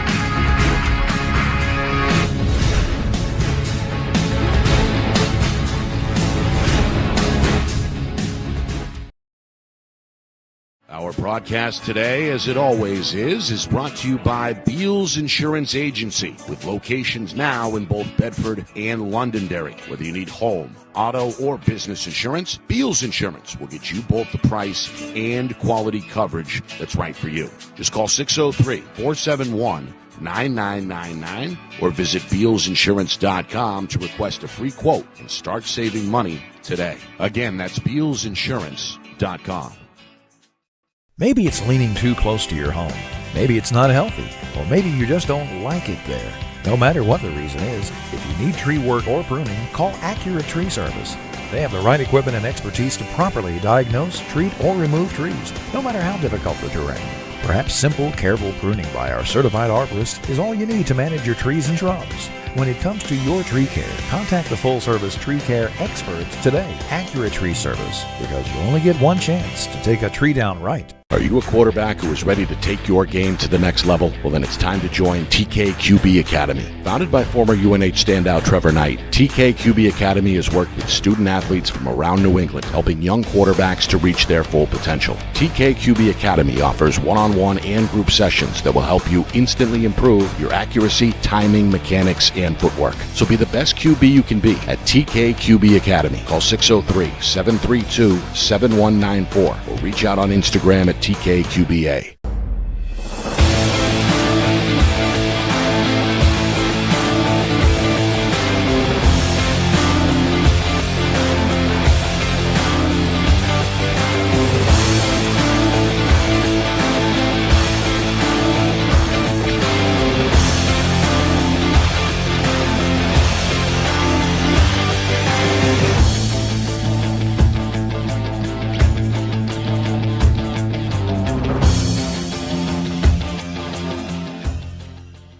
How can you reach your team's fundraising goals at no risk and no cost? MG Sports offers a variety of products to make your team's fundraiser a success. Their products include discount tickets, cards, and calendar raffles to hundreds of local merchants throughout the New England area. Don't waste another season. Raise more funds than ever before and become another football program in New Hampshire that sets fundraising records every season. MG Sports, fundraising made easy. Visit mgsportsfundraising.com to start raising money for your team today.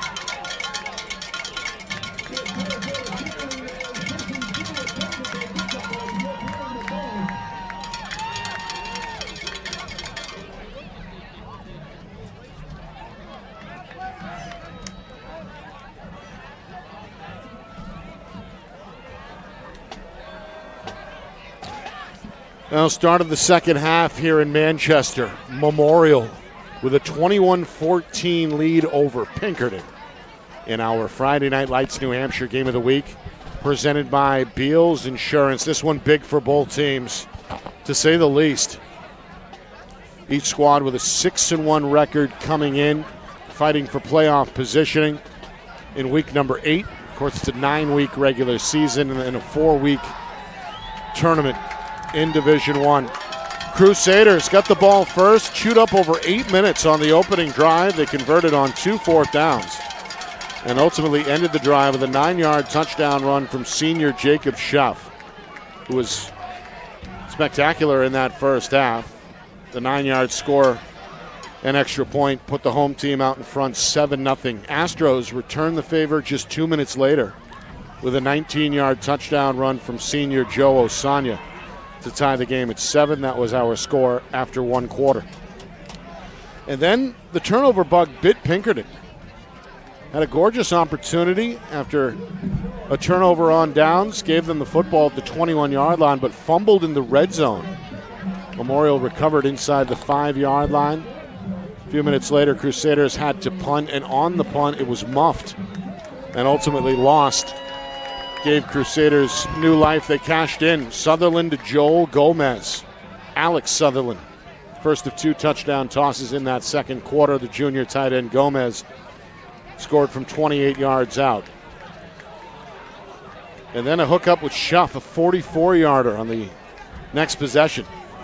21-7 at that point, inside of 2 minutes, and then Pinkerton's Aiden McDonald on a 4th and 3 throws a 47-yard touchdown with just 27 seconds left, hooking up with Rice and Michaud to cut the gap to 7, and that is 1:14 at the break. Pinkerton is set to receive the opening kick. Some unofficial numbers from that first half. First from Memorial, 2 touchdown tosses, as I mentioned, from senior Alex Sutherland.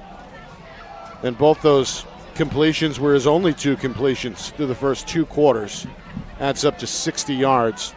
And the 2 scores on the ground. Gabriel Felch, the junior, was their leading ball carrier, 9 carries for 39 yards. And for Pinkerton, big first half for Joe Osanya.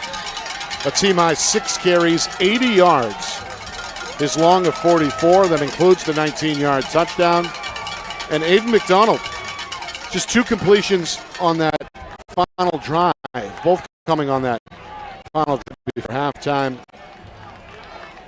2 completions, 63 yards, including that 47-yard TD strike. So we're set to go here, third quarter. Astros won the coin toss. They elected to defer. So Pinkerton will receive the ball here momentarily to begin the quarter. Well, special teams and more special teams is the story of the first half. And obviously the touchdowns were scored from defensive backs biting down on both situations there for the score in the last 30 seconds, and 2 of the 21 or 14 of the 21 points coming off of special teams turnovers. And to me, Nick, that's what kind of drove the agenda, other than the first 8.5-minute drive that we saw going downfield by the Crusaders. This game has really been, so far, the score is heavily reliant on special teams blunders, which has given the opportunity of the opposite team to go down and score. So when you have games like that and they're done by both teams, that's what happens. You're at 21-14. But I have to say, getting the football if you're Pinkerton and then having a situation where you go down and score right before the second, this could have been a 21-7 game.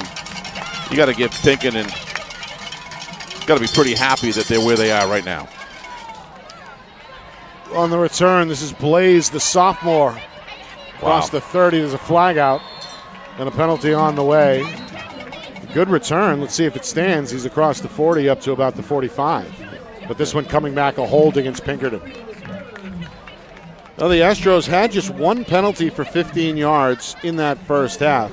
Memorial, no penalties so far tonight. No. That one a 10-yarder against the Astros. It'll back them up.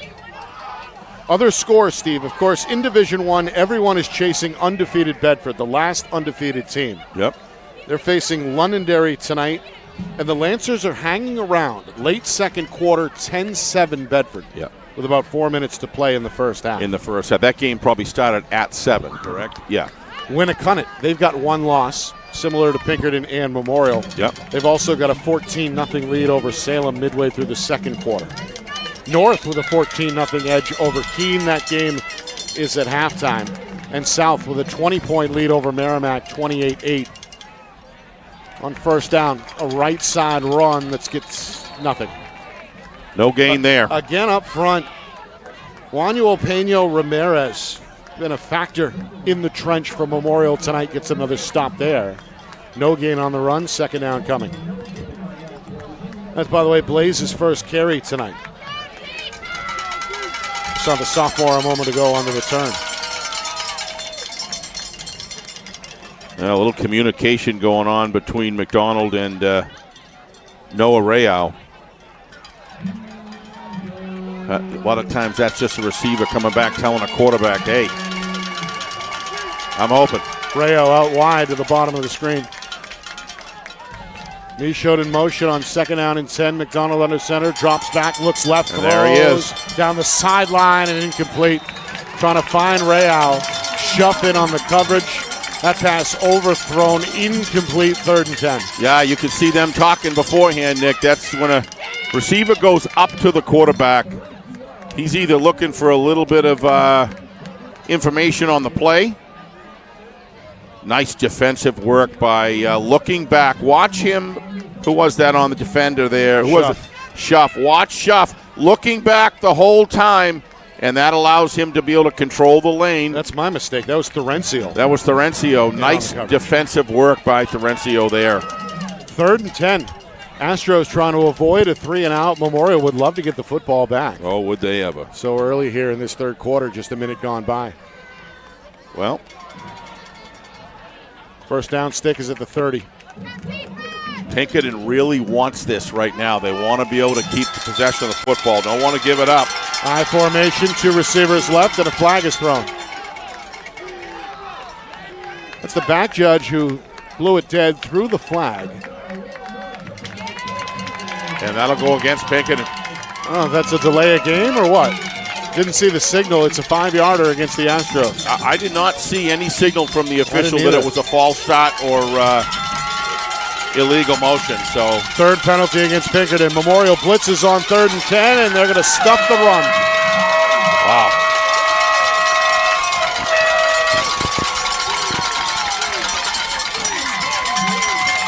Blaze lost a couple. That's a big one, Nick. That's almost an 11-yard loss right there, Nick. And what that does is puts that punt deep in their own territory. This defense is stepping up big time here. This is not what the Astros came out receiving the ball, Nick, wanted to do, to be in a situation where they got to kick the ball out and they're deep in their zone. But that's that number 22 again. Adumane. Meanwhile, the snap is on the ground. Out of the back of the end zone, trying to scramble is A.J. Scholes. That's Real, rather. Does escape the end zone, but is knocked out of bounds shortly after crossing the 5-yard line. So again, special teams biting Pinkerton here on the road. Memorial is set up 1st and 10 from the 11-yard line. Yeah, special teams, Nick. The impact coming into this half doesn't look like it's over yet as this continues.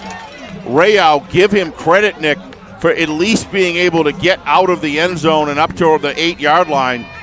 If not, that could have more significant effects. Avoided the safety, but you see there the bad snap, took a hop, and then went through the legs of Real, and the former Lancer did what he could to just escape the end zone. But here come the Crusaders. 1st and goal officially from the 10-yard line, or is this 1st and 10 from the 11?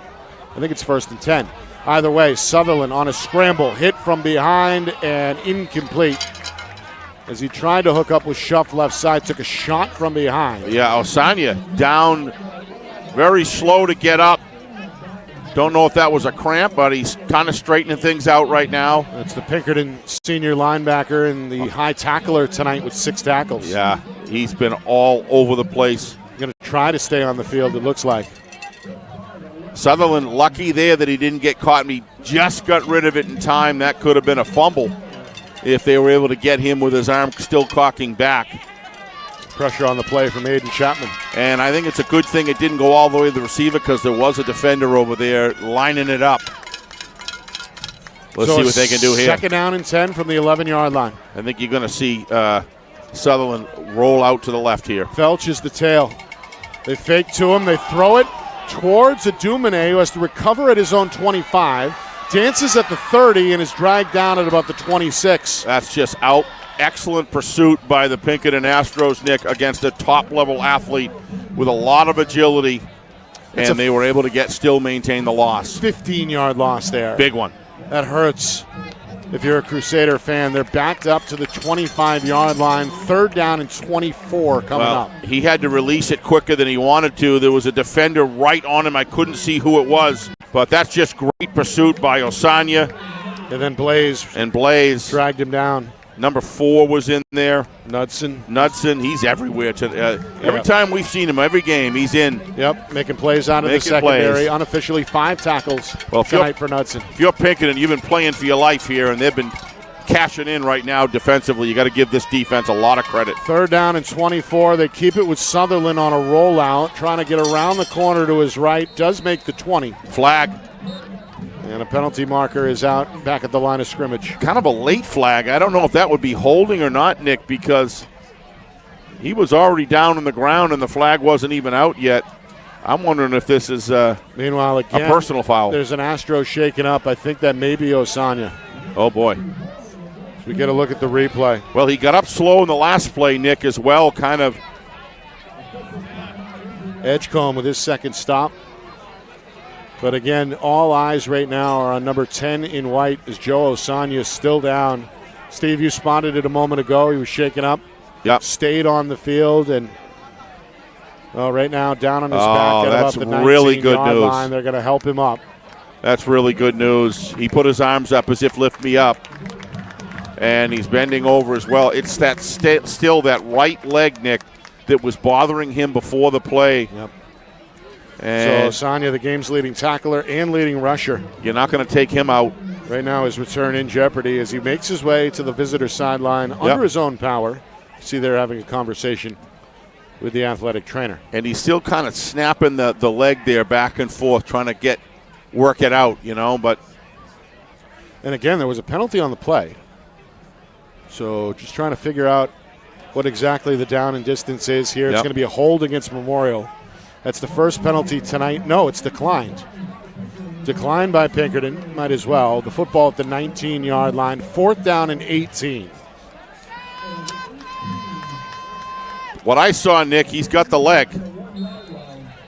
You're on the what? The 19-yard line, you're looking at probably what? About a 37-yard field goal. He's got the leg to do it. My guess is that Coach Sturgis.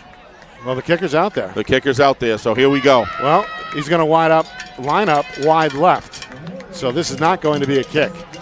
Crusaders are going to go for it. Can't believe it. On 4th down and 18 from the 19-yard line, Sutherland rolls out to his left. Got some room at the 20. Another flag is out. 15-10-5.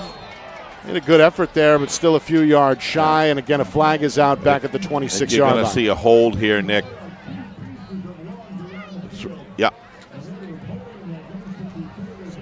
That's what it is. So Pinkerton, be an interesting call here. Will they take it? If they decline it, they're going to start the drive at about their own 5-yard line. Yeah, I'm just wondering if what Coach O'Reilly's going to do. It's usually if you've already got possession, take it.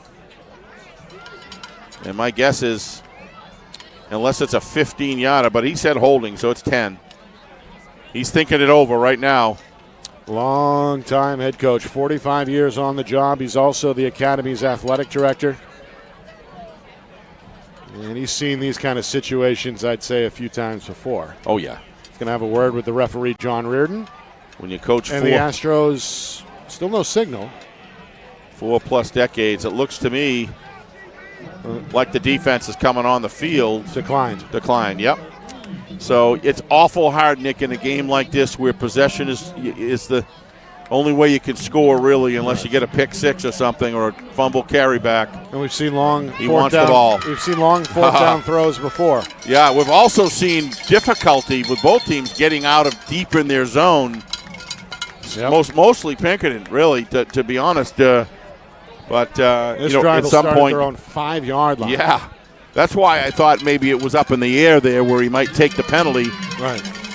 But he's okay with possession. Oh, he'll take the possession. I think he made the right call here. 2 receivers, strong side left, 2 in the backfield behind McDonald. Throws a dart on 1st and 10. He's got Rayau to the 15, drags a man with him up to the 16. And that should be enough for a first down. Yeah, first down, and he has now a little bit of room to open that playbook up.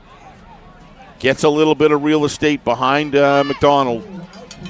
11-yard catch, third completion for McDonald. That's a big first down right there. Nice job running hard by Rayo after the catch. And a good tackle by Thorencio. Yes, it was. He's played well, too. Thorencio has been a factor steadily in this game. First without down, a doubt. denied to Pinkerton. They only get 9 on the play, so it's 2nd down and 1. Oh, I thought that was a first down. So did I. 2nd and 1 instead. It's like a 5-man front for Memorial. Michaud in motion. McDonald takes the snap, rolls right, eyes downfield, throws off the back foot, throws a strike. He's got Michaud for the first down. He ducks out of bounds shy of the 30. I'd roll this guy out constantly, both sides. He's got as soon as he gets over towards the hash mark, Nick, his vision and his awareness of his receivers on the field, they do run a great pass route. That's the thing about Pinkerton. They don't throw it often. They're definitely throwing it more. But these young receivers he's got, not young, I mean these high school receivers he's got run very, very good pass routes. And the timing is good. And I think a lot of that starts from the number 14. McDonald now 4 for 5 tonight through the air. Yep. He's such a leader. Crowd coming alive here ahead of this 1st and 10 for Pinkerton. As we mentioned, it's been an active group here on hand in Manchester. O'Donnell rolls out right on the QB bootleg. It's a nice block downfield. Skirts out of bounds after crossing the 35. Yep. To spot him where? About the 37. And these Astro receivers are blocking like their linemen every single time. McDonald rolling them out. Don't be afraid to roll him out in the weak side either. He's, I don't want to say just as good. Nobody is, but he's real close on either side of the ball. 5-yard pickup there. Nice 5-yard pickup. 4.5 gone by, 3rd quarter. Same score we had at halftime, 21-14 Memorial. What a game. Crusaders broke open a 7-7 tie in the 2nd quarter with 2 straight scores. Memorial then surrendered a touchdown in the final seconds before halftime. Been back and forth since. Off the edge, McDonald somehow escapes, runs to his right. He's going to pick up positive yards, going to grab a 1st down. Somebody lost helmet the helmet comes on off. the tackle. It's him. And McDonald emerging from the pile without the helmet at the 45-yard line, an 11-yard pickup after all that and a 1st down. But hang on, there's a flag where the tackle was made at the 45-yard line. They may have got his face mask. They may be tacking on another 15 here, Nick. And McDonald is signaling to the official face mask. Let's take a quick look here. Hey, Aiden, come on my team, will you? When you're done playing for Pinkerton. This kid is something else. I've enjoyed watching him so much. To me, he's just, they tore the helmet right off his head. That'll be a 15-yard advance, Nick. All because of a committed quarterback that will not give in. Yeah. He doesn't even give out. A great job avoiding the sack initially at the beginning of the play, turning what could have been a big loss into a big gain. That game becoming bigger with the 15-yard face mask tacked on to the end. First accepted penalty tonight against Memorial. And plays like that motivate the rest of your teammates, Nick, in a big way because they see the quarterbacks here to play tonight. 5 minutes gone by, 3rd quarter, 1st and 10. McDonald back to throw, off the back foot, incomplete. Yeah. Looking for Caruso in the middle of the field, 2nd down and 10. Yeah, Caruso as a receiver, I mean, he's hit him. Not the best pass choice right there. Kind of running away and from backwards from the ball. That's a difficult throw right there. He did have him open, though, but just overthrew him. He's very lucky there wasn't a defensive back sitting there and going to, pull it right in his basket. 2 turnovers have hurt Pinkerton tonight. No giveaways for Memorial. Both turnovers came in the first half. But remember, this started all the way back to the 5-yard line, Nick. Yep. And this is going to, the kind of possession that Coach O'Reilly likes, take a little time off the clock. You want to be the one who emerges in the 3rd quarter. Last 5 minutes of the 3rd quarter, 6 minutes is so important. 2 one-loss teams battling it out. On 2nd and 10, it's a toss to Knudsen, left side, skips over a man and gets a 1st down. Lowers his shoulder across the 30 down to the Memorial 27-yard line for a 13-yard pickup. Well, ask any pitch man right here. You want to see a precision pitch? Look at that. Right where that's what allowed him to avoid it because the pitch went right into both of his hands right there by McDonald. And Knudsen, once again, factoring into games, Nick, that we've done. We've seen it over and over again. This is a money player. Jordan Gallego with the tackle, the sophomore in pursuit. But again, a 13-yard carry for Knudsen on just his 2nd carry of the game. Yeah, that's a good drive here. Knudsen's been a factor defensively, as we mentioned. with a handful of tackles. This plays right into McDonald's wide right roll here. First we'll see what happens from the 27. Two-step drop, quick throw, and he's got Rayo. No, incomplete. Rayo tried to pull it in overhead at the 30. Yeah, got to catch that. And in and out of the hands of the usually sure-handed former Londonderry Lancer Noah Rayo. So incomplete, now 2nd down and 10. Standing at with almost a 7-yard gain there, Nick. If he could have pulled it in, probably could have grabbed another yard or two. You want to rail those in, but may have heard the footsteps. Either the footsteps or there is a little glare here. I don't know if with these lower lights here on the poles, it does create a little glare. That 2nd and 10. Handoff. Osanya up the middle and then some. Wow. Inside the 10, lunges down to the 6-yard line for a 21-yard pickup. It appears like Osanya is okay after leaving the game earlier with what looked like a leg injury. Well, I think he's just running on high octane here, Nick, to be honest with you. This guy is so impressive. So many players on both of these teams, Nick, play with the kind of heart that you want leaders on your team to play with. Osanya is absolutely one of those.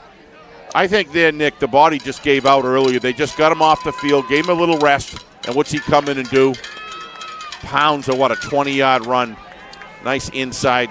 I don't know if that was a trap or not. I couldn't see the blocking scheme. That run puts him over 100 on the night.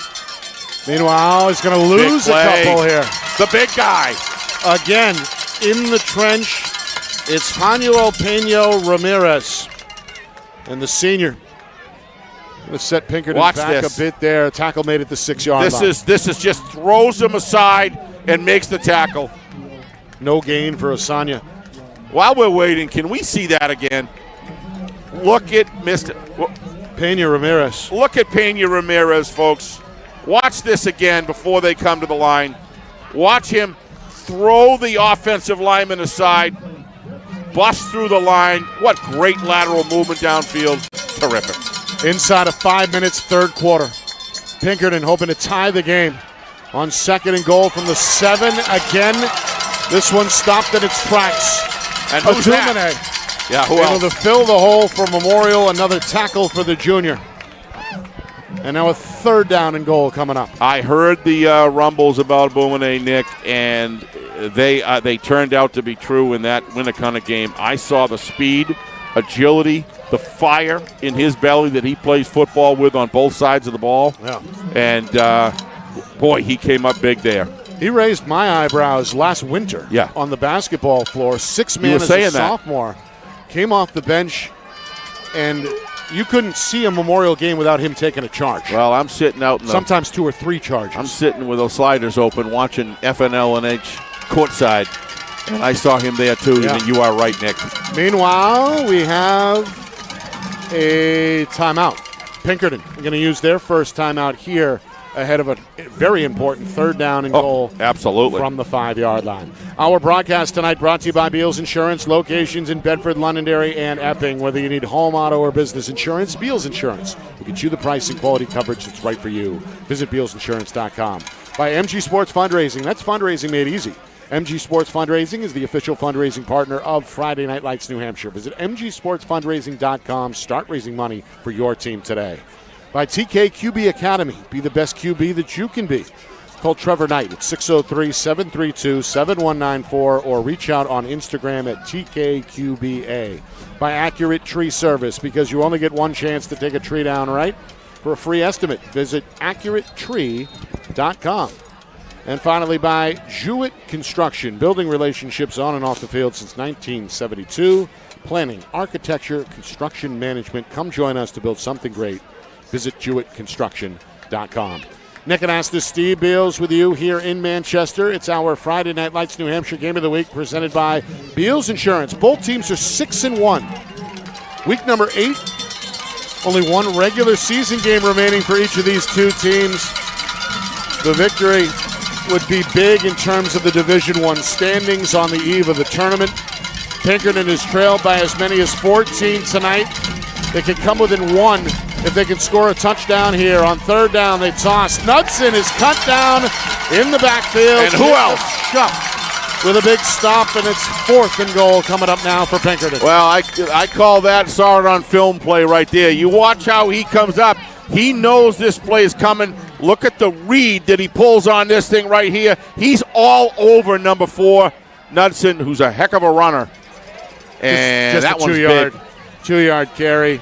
4th down and goal. Football at the 4-yard line, and now we will see the kicker, John Pappas, come onto the field. He's a 5'9" senior. This is an interesting call right here. This is a short kick, a 21-yard attempt. Snap, hold, kick, up, and good for Pappas. Wow. That makes it 21-17 with just over 3 minutes to go in the third quarter. Coach O'Reilly looking for the points on the board. And the reason why this is there's 15 minutes and 10 seconds left in this game, Nick. You don't want to leave something. You don't want to change momentum. That's a great run down the field. And it was, 3 yards out probably? 4. 4 yards out. I mean, the way that defensive line was controlling, I get this. And also, I get that. Put an end to a long drive. That drive began back at their own 5-yard with some line. points. Yep. So they moved the ball 91 yards and have to, quote-unquote, settle for 3. Well, you're looking at number 51, a moving house right there. And let me tell you, that guy has put in an effort tonight, and we saw it when it really mattered. What a terrific job by that young man. Talk about getting separation, throwing it aside. Great lateral movement. Good form tackling. That guy is, he's a load. That's Juanjo Peña Ramirez. Tremendous job tonight. Unofficially 4 tackles tonight, but he's changed plays as well without necessarily checking into the box score. Couldn't agree with you more. Line drive kick, fielded at the 5-yard line. Up the sideline, weaving, spinning across the 25 goes the return man, Jathan Torres. And the junior made a couple of guys miss, sets up Memorial with pretty good starting field position. 1st and 10 coming from their own 29. Yeah, he caught it. He saw a lane right there. Then he sees a lane. He goes out in a nice close-in by, I believe it's number 25. Aiden Chapman. Winston George was there as well. You've called his name quite a few times as well, Aiden Chapman. So that young man came to play tonight. Let's see what the Memorial offense can do. Crusaders looking for points. With 3 minutes, just over 3 minutes to go in this third quarter. 4-man front for the Astros, and on 1st and 10, slipping in the hole was the fullback. That's the first carry tonight for Johan Quintero Salazar. He's been a factor on defense. Yeah, he got tripped up. The senior held to just 1 there, 2nd down and 9.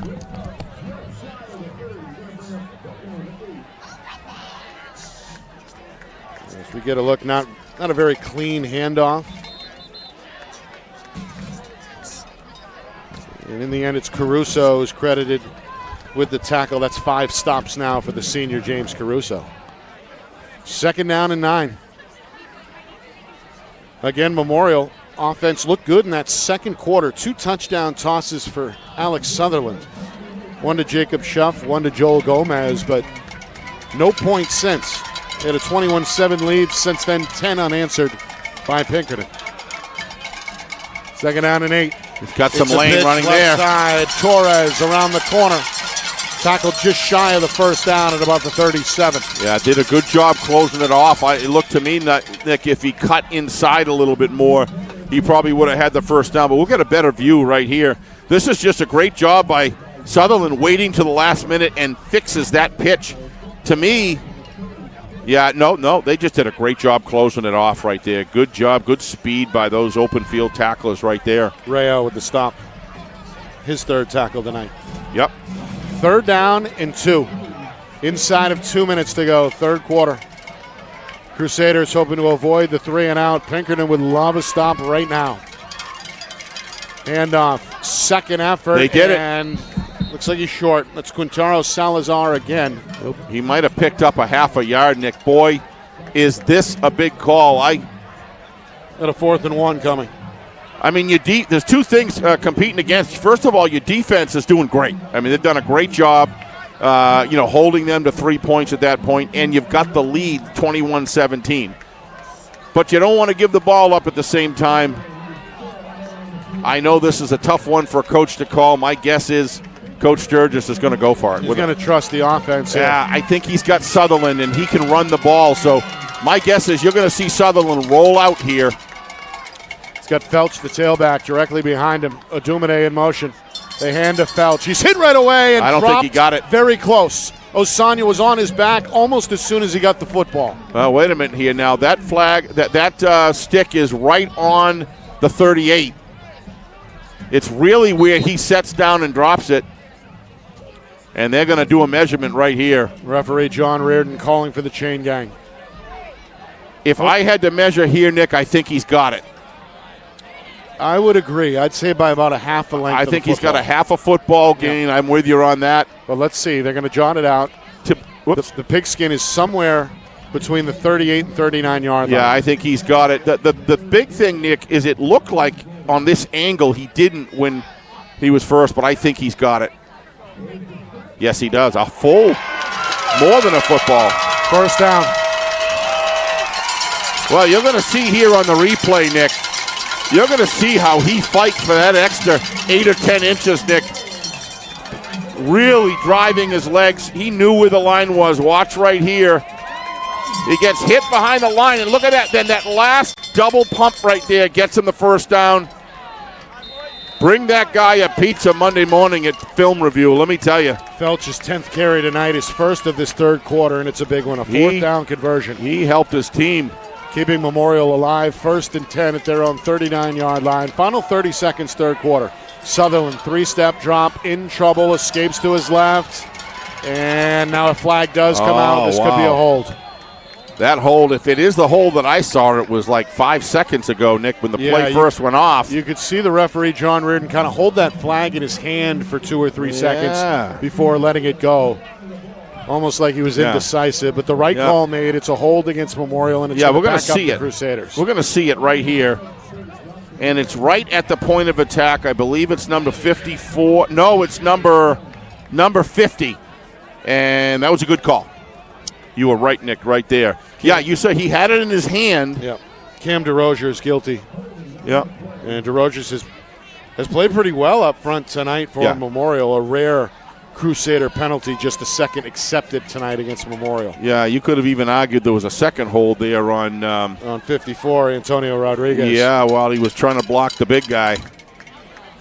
Either way, they've done their job tonight, Steve. They've protected Sutherland. They have not allowed a sack. And again, that was just the first holding penalty tonight against the offense. Yeah, and that's the first penalty against the offense, right? Oh, second penalty against the offense, right? First. The second on the team. The first was on special teams. Special teams, okay. Yep. That's what I meant by just second penalty. All right, here we go. First down and 21 after the penalty. This may be the final play of the third quarter. Handoff, Schuff. Makes one man miss, cuts it upfield over the 35, leans up to the 40. Grabs 11. Yep. Grabs 12. Yeah, give him 12 for that. And that will bring us to the end of the third quarter. So the plot thickens here in the Queen City. It's a one-score game, a 4-point difference. Can Memorial shock the state and knock off the defending champions tonight? Or does Pinkerton complete the road comeback? We find out next. Fourth quarter on the other side. You are watching our Friday Night Lights New Hampshire Game of the Week, presented by Beals Insurance.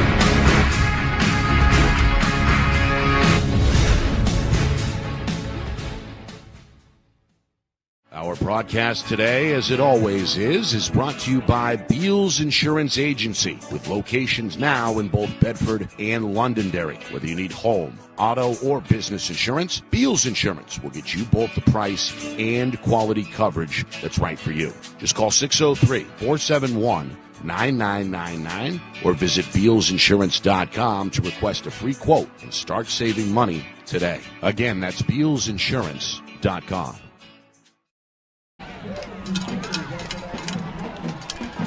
Well, here we go. Fourth quarter. Memorial 21, Pinkerton 17. And before the fourth quarter begins, we get a Memorial timeout, as Coach Ron Sturgis had an uneasy feeling there. Yeah, that's ahead of his team's 2nd down and 8. So a timeout before the fourth quarter begins. For those just joining us, well, it's been a fun one. Been kind of a shootout in the first half. We saw Memorial get on the board first with a Jacob Schiff 9-yard touchdown run. That drive chewed up over 8 minutes to begin the game. Pinkerton only needed 2 to come up with the response. Joe Osanya, the senior, with a 19-yard touchdown run. 7-7 our score after 1. Memorial scores 14 in a row, aided by 2 takeaways, 1 on special teams and 1 on defense. Alex Sutherland hooks up with Jacob Schuff from 44 yards out. Next possession throws another 28-yard touchdown to Joel Gomez. Final minute before halftime, Aiden McDonald on a gorgeous 4th down throw finds Rice and Michoud from 47 yards out. 21-14 our score at the break. Then a lengthy third quarter drive for the Astros, in which they moved the football 91 yards but had to settle for 3. John Pappas, a 21-yard field goal, brings us to where we are, 21-17, 2 one-loss teams battling it out here in week number 8. Meanwhile, a flag is thrown at the end of the play. This could be a personal foul right here, Nick. Boy, I'll tell you, there's some hitting going on out there. No gain for Torres if the play stands, but again, the flag right where the tackle took place. Yeah, I think you're going to see the tackle took place, and then there's a hit after he goes down. Watch it right here. No, he was still up, so I don't know what that would be, to be honest with you.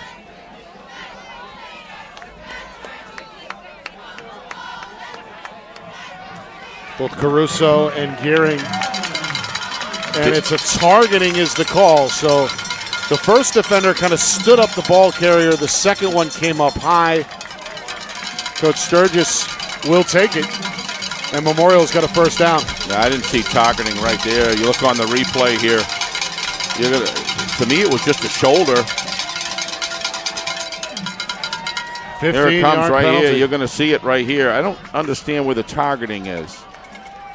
No, it's just a shoulder underneath. I don't understand that, but okay.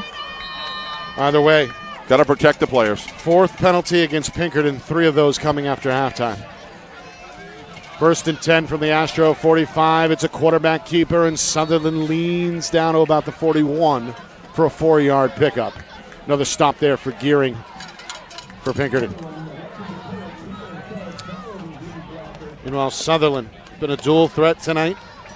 Up to, by my count, Steve, 39 yards rushing on 6 carries. Seems like it's more than that, but a lot of that's because at the time that he gets those runs, he's worked very hard getting them downfield when they really needed it. And what Sutherland has done tonight that's really impressive is he hasn't thrown bad passes. He's chosen not to. Tuck it, run, grab what's there, whether it's inside or around the corner. Done a good job managing the game as Crusaders have not thrown a pass since halftime. Up the middle. And again, fighting for those tough yards is Johan Quintero Salazar. Yeah, he's going to be short. And a another flag going again. Another penalty marker coming after the tackle. Wow, this is going to be a big call here, Nick. I mean, you've got second. They're working it out right now. Personal foul against Pinkerton. That's 30 yards in about 3 plays, Nick. These things can factor. They keep drives alive. They shorten the field. They make the offense feel like they're going downhill. And the defense feels like they're going backwards. And like inertia, a body in motion stays in motion. And a penalty can create an outside force. How's that? I love the free science lesson. Yeah, well, mixed in here. I don't know how much science is behind it, but sounds good. Minute gone by, fourth quarter. But those are big ones, Nick. Those 15 yards, 2 of them, you know? Yeah, somebody might have got stomped out at the bottom of that pile, according to our director, Ben Beals. Yep. That may have drawn the penalty. But either way, starting to add up against Pinkerton. Only 1 for 15 in that first half, but 45 more since halftime. Yep. Nearly 2 minutes in, fourth quarter. Handoff up the middle, and again. Who is that? You know who. Quintero Salazar up the middle. He's done a good job tonight. Didn't carry the ball in the first half. 4 carries since halftime, including that one, which goes for about 6. Well, this is big time, and he's getting the call, and you can see why, Nick. No spin move on that one. That was just tuck it, 2 hands, and barrel through.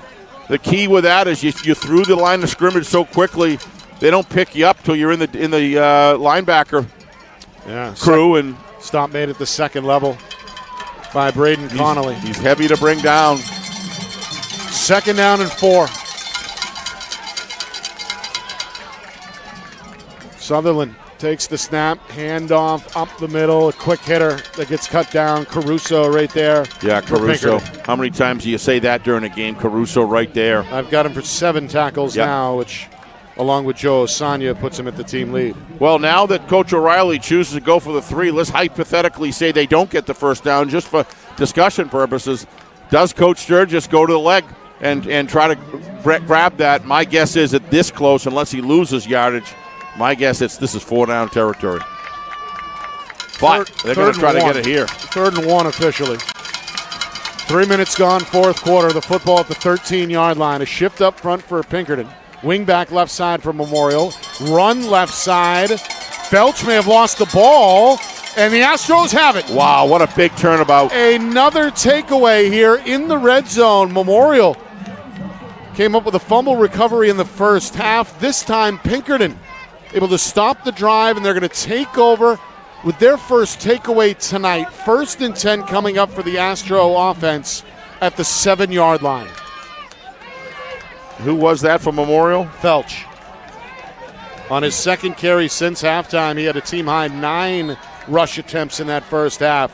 But you could see there, stripped on his way to the ground by Elliott Ingram. Able to force it for Pinkerton. I'm not really sure if he ever had full possession. Let's take a look at it. No time now. Rayau recovered the fumble. Big play for Pinkerton here. Give this defense credit.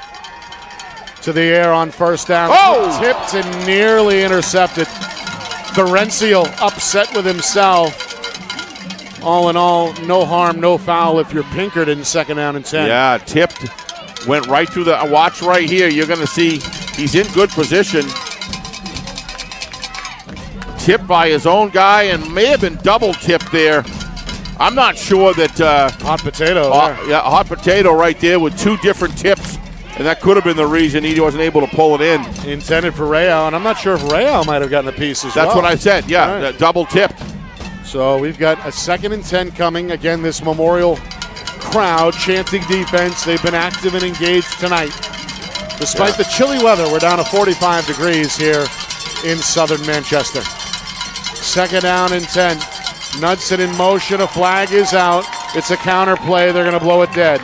Looks like somebody jumped on the right side or the Pinkerton's left side. It looked like there was a jump there. I'm not sure. Should be a false start. It looks like a false start to me.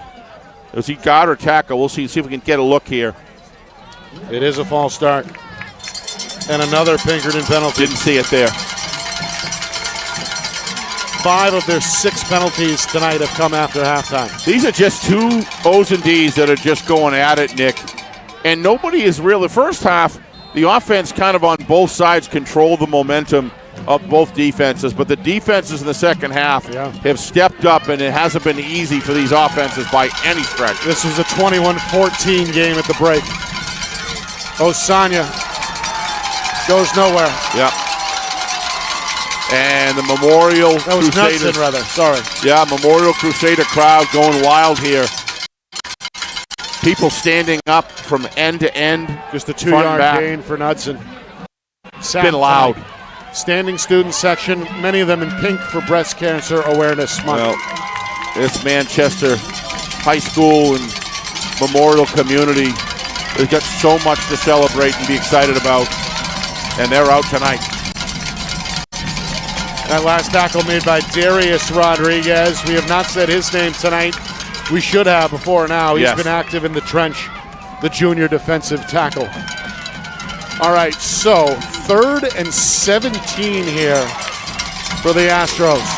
And again, here comes the Memorial fans. You can't let the receiver get behind you. And we got another one here. Don't know. Delay a game? Delay a game, yes. Maybe, yep. This will be half the distance with the football at the 4-yard line. So a 2-yard penalty. Again, you really got to be in a situation where the captains of the defense here, Nick, are telling the defensive backs, you cannot let a receiver get behind you. Got to keep him underneath. Well, we know McDonald has the gun. Oh, there's no doubt about that. Hooked up with... The question is how much time are they going to be able to give him in the end zone here? Hooked up with Rice and McDonald. Or Rice and Michaud, I should say, back in the first half for a 47-yard touchdown. Throws out of the end zone under duress. Desperation. Incomplete. Yep, desperation throw. He was lucky to get rid of that, Nick. He was in the grasp. And let me tell you, that is going to be, his feet of that punter are going to be right in the back of the end zone with not a lot of room to punt, Nick. So, again, special teams, though, you never know with special teams tonight. Yeah. Seen a couple of bad long snaps. Absolutely. Which have been problematic for both teams. Hey, and of course, both teams have had fumble issues tonight. Just Pinkerton has lost 2, Memorial has lost 1. Want to mention, if you're not a subscriber, become a subscriber. FNLNH Media, folks. Do a search on YouTube, become a subscriber. We love it. We need those subscribers. From the back of the end zone. Oh, what a good job. Rayau with a left-handed punt. Fielded at the 31. Inside the 25 goes Schuff before it's stopped at the 22 on a straight-ahead return, but nonetheless a good return for Memorial. Short field and then some. Winston George, I believe, made that tackle, Nick. That was a good form tackle right there. Watch this. Coming right up. Bang. That's just how you want to tackle football. I believe that was George. That was George, yeah. A couple of special team stops. So a short field for Memorial. 1st down and 10 at the 22-yard line. Knocking on the door of the red zone. Well, nearly 5 minutes gone by, 4th quarter. A chance to pad the lead here with the home team out in front, 21-17. Defense is keeping them in the game. 3 receivers set. Sutherland under center, but hang on. Another whistle. The officials not quite ready. Now we are set to resume. Make the call. Sutherland. Straight ahead. Oh, what a hit. In the hole. Who was that? Alsanya. 49. Was it Gearing? It was Gearing. Yes, it was. Tough to see from up here. Colin Gearing in on the stick. Watch this. Yep. Nowhere. Gearing now with half a dozen tackles. Is that football going? These defenses, Nick, are keeping these teams both. Yeah. Makes for a great game, though. You love these kind of games where, I don't need a 60-55 shootout, Nick. I like a good, hard-fought game where you have momentum swifts, and boy, got a little bit of everything tonight. Most of the points came before halftime. Just 1 field goal combined between the 2 teams in the second half. Here's a pitch. Schuff. Got the edge. Got room and he's in. Touchdown, Memorial. Schuff untouched into the end zone from 21 yards out. And the Crusaders now with their largest lead of the second half, 27-17 with the extra point coming up. Well, you're going to see it right here, the blocking scheme on here. Watch. He gets up, look at the pulling guard, kick out block, guard clamps down. There's another 5 blockers with nobody to block. You talk about getting outside quick on a jet pitch. Look at that block outside. Not going to happen there into the end zone. 3rd touchdown tonight for Jacob Schuff. 2 on the ground, 1 in the air. This one splits the uprights. Extra point is good. And Memorial with an 11-point lead. 6:33 to go. Pinkerton right now in the danger zone, needing a response. Well, we've seen some great running tonight because of great blocking on both of these great teams. And that run right there, if you are into running like no secret that I am, that's how you get out in front and block. That looked like John Hanna. Watch the guard come around the corner. Number 66, I believe it is. And look at the kick out there. Is that Adumane? Yep. What a football player this young man is. Yep. Everywhere where there's work to be done, he gets it done, Nick. And then when it's time to be a star, he's a star. But everything he does has purpose to it. Any college looking for a first-rate football player, take a look at that man. He plays with an unwavering heart.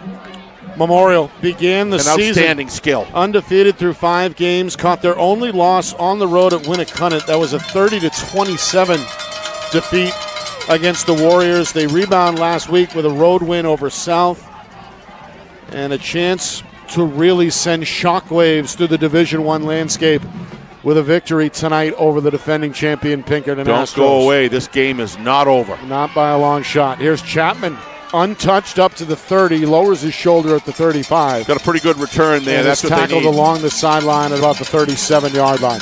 Well, Nick, you don't have to get hasty here, but one of the things that Pinkerton has this year is they have a high-tempo passing offense, and Coach O'Reilly has gone to it because he's got a quarterback and a receiver core and an offensive line that can get it done for the passing game. So they can do it all right now. We'll see. It isn't like, well, it's 2 touchdowns away, No. 2 scores away. It's not going to matter so much here, but they have to execute right now.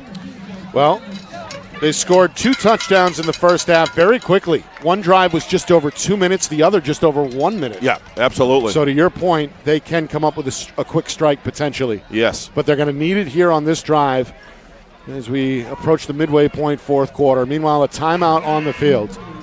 I'm not sure who called it. Well, remember now, 8-3 is Timeout 11. Memorial, sorry, Steve. Yeah, 8-3 is 11, Nick. Yes. They all they have to do, if they go down there and it's 4th down on the 22-yard line, you can go after the 3. Yep. Like Coach O'Reilly did earlier. And and then it's just a matter of a touchdown and a 2-point conversion, but with a big defensive stand. Depending on the time that it takes to score something, if Pinkerton can get down, then that's on the other end here. You got to figure that'll dictate whether it's an onside kick or you kick away and let your defense try to get you the ball back. But a lot of work has got to be done in order for that to happen. 1st and 10 out of the timeout. Astros from their own 38. McDonald in trouble again. Throws off the back foot, and it's incomplete along the sideline. Again, the pressure provided by Memorial senior Juanuel Pena Ramirez. Yeah. Also Rodriguez in his face as well. Yep. Chasing him down. I love the way he moves in the pocket, but that was just a great job there, Nick, by the defensive secondary and able to get a little pressure on him. 2nd and 10. In the shotgun now. Yep. 4 receivers, 2 to each side. 4-man rush. A stun up front from Memorial. Quick throw, right side, a deep throw, and a great catch. What an adjustment there. Rice and Michoud landed hard after making the grab at the Memorial 30-yard line, and the senior's a bit shaken up. He took a hell of a twist there, Nick, when he fell down, and he had no break in the fall. The junior, I should say. Yeah, and he landed right on his back of his torso there, kind of a little bit twisted, so he wasn't able to really break that because he was so focused on getting the football for his team, Nick. A 27-yard pickup through the air, but again, yeah, that's Michoud, exactly. The junior shaken up and still down here after the play. Well, he's still down. His 3rd grab tonight. Ooh, that might have been a jammed. Yeah, I didn't see it from that angle. He jammed his shoulder pretty bad there, Nick. And he's in some pain, but yeah, certainly landed hard. Not a tougher player on the football field than that guy. So we get a break in the action here. Just over 6 minutes to go in regulation. Memorial out in front, 28-17. Nick Anastas, Steve Beals with you. It's our Friday Night Lights New Hampshire Game of the Week, presented by Beals Insurance. A back-and-forth affair. Memorial led by as many as 14 late in the second quarter. Held a 7-point edge at halftime. Their lead was cut to just 4 to begin this fourth quarter. But a moment ago, Jacob Schuff scores his 3rd touchdown of the night on a 21-yard run to put Memorial out in front 28-17. Pinkerton just a moment ago came up with a big pass play of 28 yards. McDonald to Michoud, but again the receiver is still down as the Astro medical staff takes a look at the junior. And not a bad defensive job there on the coverage. That was just a very well thrown ball where the only place where the offensive player could catch it, and give credit for Aiden McDonald for that. But Mishu just going and willing to do whatever's necessary to haul the ball in. And looks like he's up right now. Hopefully that was just more of a wind knocked out and nothing injured with the shoulder area, because he jammed it coming down pretty hard. Both athletic trainers have been busy tonight. Memorial, they lost 2 starters in the first quarter. Neither player has returned. It was offensive lineman Aiden Poltar and the tight end Ryan Nightingale. We saw Joe Osanya leave the game briefly for Pinkerton, but the senior did return. And now we'll keep an eye on Michoud as they look at him. I see some good things, though. He's swinging both arms as he's walking, as opposed to immobilizing that right jam shoulder when he came down. Right. And that's good news to see him doing that. So hopefully he just got rattled with the very awkward fall. But what a catch for his football team that he just made. 1st and 10, Pinkerton. From the Crusader 30-yard line, and again the home fans come to life. Handoff, Chapman left side, cuts through the line and then gets taken down on about the 26-yard line. Rodriguez is there from Memorial, as is Caden Pelletier. First tackle tonight for the senior linebacker. Yeah, that could be a setup for Osanya next. Odumade there on the stop as well. One interesting thing, they're in the zone now. Now they're back under center, Nick. No, now he's back in shotgun again. So Coach O'Reilly mixing it up, formations from the gun to under center. Here we go. They're going to keep it with O'Donnell or McDonald, and he spins out of bounds close to the 20-yard line. Yeah, he's close to the first down, Nick. I'm surprised he didn't go for it. But he still may have it anyway. I think he does. He knew where he was. Yeah, he's got it. So a good calculated run. Yep. Needed 6 yards. They give him 7. Gave him 7. And what I like of what Aiden did right there was he kept on pumping downfield to keep those defensive backs as he was running towards the line of scrimmage. And that bought him the space that he needed. Coming up on 5 minutes to go, 4th quarter on 1st and 10. Quick throw and touchdown. What a catch. Michoud right back in the game. Just a play after getting injured. Makes a sliding catch in the end zone for a touchdown. A BB thrown there by McDonald and Pinkerton. Right back within 1 score at 28-23. Yeah, 5:09 left. That was done quickly. Not hastily, but quickly and efficiently. Look at the look at that ball, how well that thing's thrown. Right where only Michoud can get it. And how about Michoud? Next to getting carted off the field, quite frankly, he was in pain there for a long time, and he comes in, he ain't feeling any right now. What a football player, what an athlete, and what a leader that man on the screen is right there. And now a 2-point try with just over 5 minutes remaining, trying to make this a 3-point game. This is a big play right here, folks. McDonald, handoff, Osanya up the middle and into the end zone for 2. Yeah, they know what that means. We talked about this 3 minutes ago, and 5:09 left. There's absolutely no need for an onside kick, Nick. This is going to be about defense versus the Memorial offense. Great athletes versus great athletes, and great defensive and offensive lines going to slug it out here on the kickoff. If you don't like this game, I don't know what else we could bring you. And how about the response by Pinkerton? Tremendous. Quick score. Well, we said it was far from over. Just 1 minute and 24 seconds on the drive. Yeah, this is just this game, regardless of what happens, Nick, with only 5:09 left, somebody's going to be a winner, someone isn't. But both of these teams with a game like this, this is about sharpening your sword for the postseason, because both of these teams are in the dance. Yep. Obviously, it's a big win, whoever wins this game, no question. But both teams, whatever happens on Monday, when they start practice again, you know that this is going to make them better teams. And based on their performances tonight, just reinforcing what many suspected. Absolutely. These are 2 short-list contenders. No doubt. In Division I, of course, Pinkerton, the defending champs. And Memorial, after nearly a 2-decade playoff He's drought, going for it. Oh, no, they're not. I was going to say, there's no way that he's going to onside it with 5:09 left. That would be crazy. After nearly a 2-decade playoff drought a year ago, Memorial made the playoffs. Oh, that was good. And again, we're postseason bound this season. Now, this is where field position is huge. Here's Schuff. Going to shuffle the feet at the 15, lean up to the 18, maybe get Nice the 19. cover. It's a good cover by Pinkerton.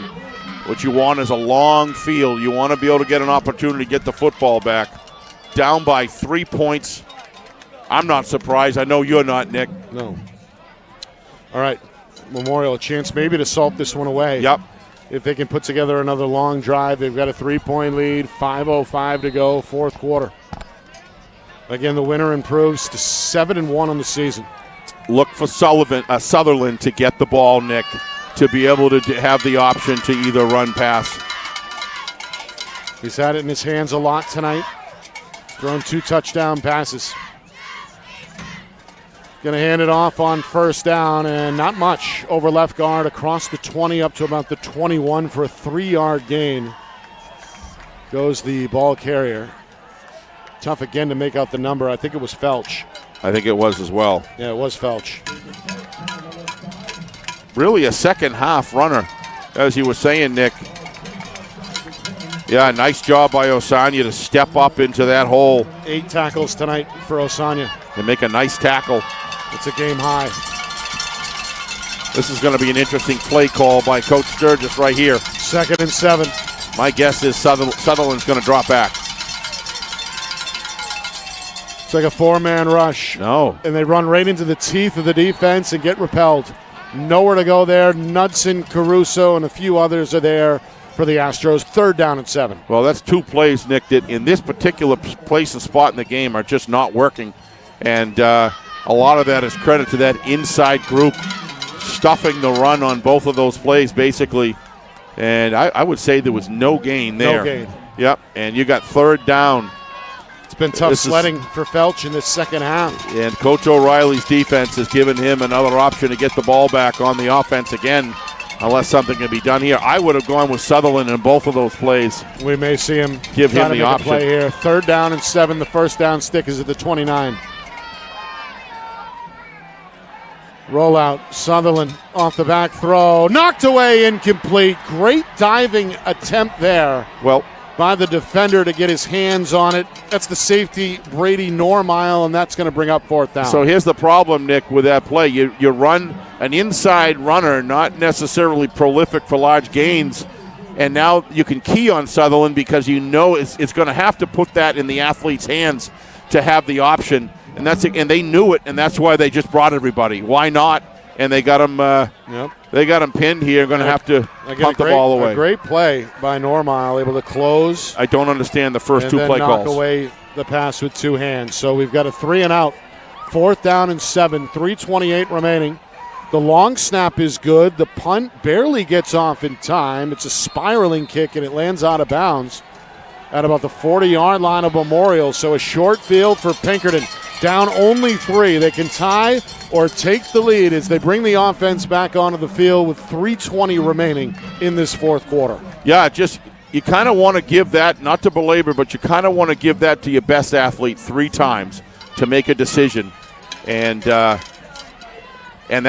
kick wasn't the kind of production you're looking for to maybe get it back around the 35, 40-yard line of Pinkerton.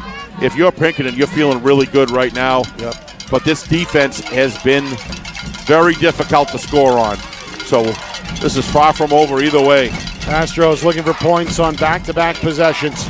Again, the Memorial crowd chanting defense. On 1st and 10, it's a pass play. Down the far sideline, looking for Caruso, but he can't haul it in over the shoulder. Yeah, he wants that back. Incomplete. That was a pretty good pass there by Aiden.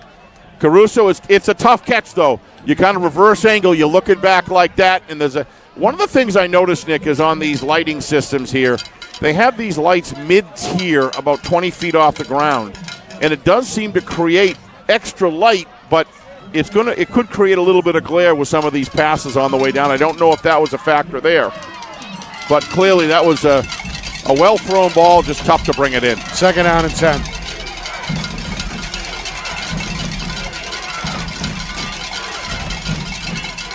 McDonald with time, escapes to his right.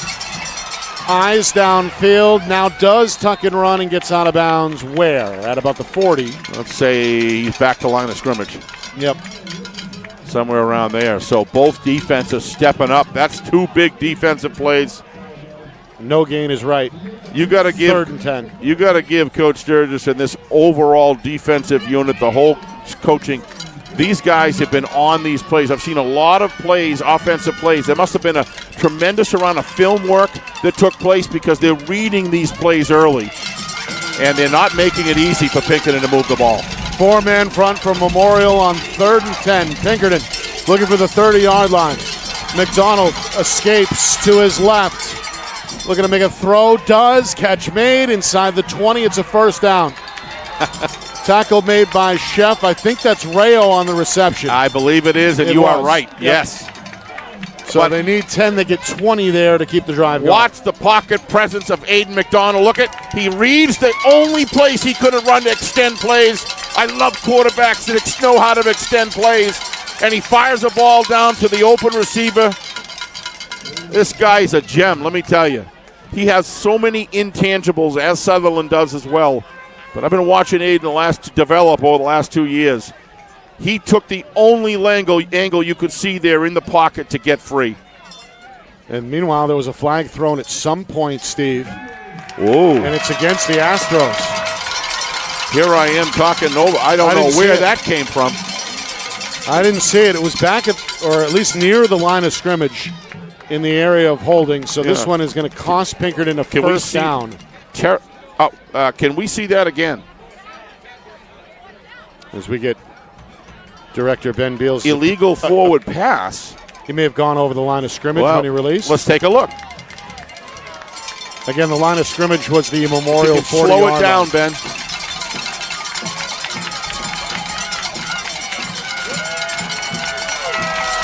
Oh, I don't know. Very close. That's close. I don't know. So a first down. It looked to me he threw it up. Becomes 4th down. 4th and 15. That's a huge call right there. And again, the crowd is on their feet. 2:55 to go. Memorial hoping to get the ball back. They're going to bring a blitz, but hang on. We're going to blow this one dead. And who called it? Memorial. Yep. Called the timeout. Coach Sturgis going to use his final timeout here. I think that's a great call. With 2:54 to go. Great call by Coach Sturgis to stop. He sees that the offense was shown. You got it. Didn't like the setup. Yep. Want to reset. Force him to call another play. He'll be ready for the last one. And that's a good call right there. You got 2 timeouts. Now you got 0. I'm sorry. That was home team's got no timeouts left. Yep. But his idea is I got the lead. 2:54 left. They got one more shot at it. Let's do it right now. Let's make or break it right now. Boy, let's go back to that play. While we're waiting, can we take a quick look at that one more time? Because I don't know about you, Nick. It looked to me like that front foot go really slow. Well, again, we have the benefit of the replay. I know that, but the officials don't. If we got replay, we're going to use it. Let's take a quick look. So it's on the 20-yard line. To me, he's behind when he threw it by maybe a third of a yard. I don't know. I would like to see it again because it seemed like his left foot had landed by the time he released the football. But again, the call is made. It's a 4th down and 14 coming up. Well, it's a big one. Let's put it that way. Yep. Again, the first down marker is at the Crusader 30. Well, let's see if that timeout pays off. McDonald rolls out to the right, throws near the sideline, tipped and incomplete. A diving defensive effort by Jordan Gallego. How about that defense of the Crusaders, Nick? You talk about big plays at big times. They've been doing it all game. I credit Coach Sturgis on that timeout, Nick. Force that offense to choose their first play, defend it, and be ready for a backup. I love using it at that point. You know your defense is your strong point. You got an opportunity to win the game. You call it. Even your last one you call. It was a gutsy call, but it was a darn good one. Yep, and in the end, the sophomore ends up in the passing lane, knocks it askew. And you can see there it took a ricochet off the face mask of Noah Rayau, the intended target. It was tipped. Again, Gallego got a piece of it, Yep. so Memorial takes over. Their lead still intact, 28-25. Inside of 3 minutes remaining. Pinkerton with 2 timeouts remaining. On first down, Schuff cuts it up. Finished off by Gearing at about the 47, maybe the 48. Yep. A gain of 3, maybe 4 on first down. Well, remember, Coach O'Reilly still has 2 timeouts, Nick, and his defense has played a heck of a ball game as well. And here is a Pinkerton timeout. So they are left with now just 1 remaining, with an upcoming 2nd down and 7 facing Memorial. Yep. What hasn't this game had? It's had a little bit of everything. We saw 2 lost fumbles that hurt Pinkerton in the first half. Memorial came away with a turnover of their own in the red zone here in the second half. We've seen some bad snaps, a couple of holding calls, some special teams big plays, some big pass plays that have resulted in scores tonight. So you're right, we have seen literally a little bit of everything here at Manchester Memorial. Yes, we have, and we've seen great athletes run even with each other at the most important times, but we've also seen interior work tonight on both teams that have been absolutely first-rate. 2 well-coached teams by great staffs. 2nd down and 6 officially. Coming out of the timeout. A pitch right side. Schuff plants the foot Great and gets defense. dropped shy of midfield. Knudsen again, the first man there. Just a 2-yard carry. And now perhaps the biggest play of the game so far on the way. A 3rd down and 4. How many biggest plays in the game have been tonight? Been a number. Meanwhile, Coach O'Reilly is going to spend his final timeout to stop the clock here with 2:36. He's going for broke here. He's doing it right here, right now. There's a lot of coaches that will try to save those, and he's believing in his defense that this is the time. And if they get a first down here, then it's pretty hard to stop. That's probably the game. Probably the ball game. You know, if it was 3rd and a yard, maybe not. But the defense is going to be counted on to step up big here. And my guess is here you'll see either Sutherland or Sheff get this football. Just past the 9 o'clock hour local time. Still a big crowd on hand. And most of them banging the cowbells on their feet here, hoping the home team can convert. The 3rd down and fantastic. 4 on the way. Pinkerton needs a stop. Memorial can go a long way towards putting this one on ice if they can advance the football beyond the 46-yard line of Pinkerton. From midfield, 3rd down, handoff. They get it. Not happening. A rush up the middle there by the Astros. A good gang tackle. It's going to be a loss of a yard. Yeah. So what do you do here? I think you got a punt, but we'll see. I think you got to punt and trust that defense that got you. That's what I'm thinking. Yeah. I agree with you, Nick. My guess is that's what Coach will do. Quintero Salazar just nowhere to go there as Caruso again is on the scene for Pinkerton. He's got now 9 tackles unofficially up front for the Astros. Yep. And we've got a 4th and 5, but hang on. Sutherland is still out there. Right. Inside of 2 minutes. Tick, tick, tick. This is Coach unbelievably Sturgis says, gutsy. to heck with it. I want to go for the throat here. 4th and 5. Chance to win the game. Throw, catch, Gomez, first down. The junior at the 36-yard line on a 15-yard pickup. Gutsy call. You know, you got an athlete like that with that height, Nick. I saw that as soon as he cut across the seam, Nick. You could see if it was a good throw by Sutherland, nobody was going to be able to get him. He's indefensible. And, you know, you look at the matchup. There's about a 7-inch advantage right there on that matchup. And then he fires a dart just the right time. The quarterback play in this state right now is so deep with so many quarterbacks that are managing the game on the field. You saw 2 of them tonight. And now victory formation for the home team as Memorial looks to wrap up their, seventh win of the season and their second straight. And Coach Pinkerton with a rare second straight loss.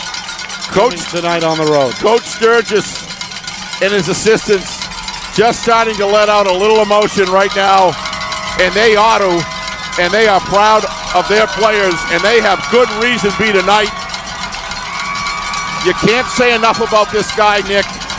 He's brought this culture of this football team to this level, and they just beat a powerhouse team tonight.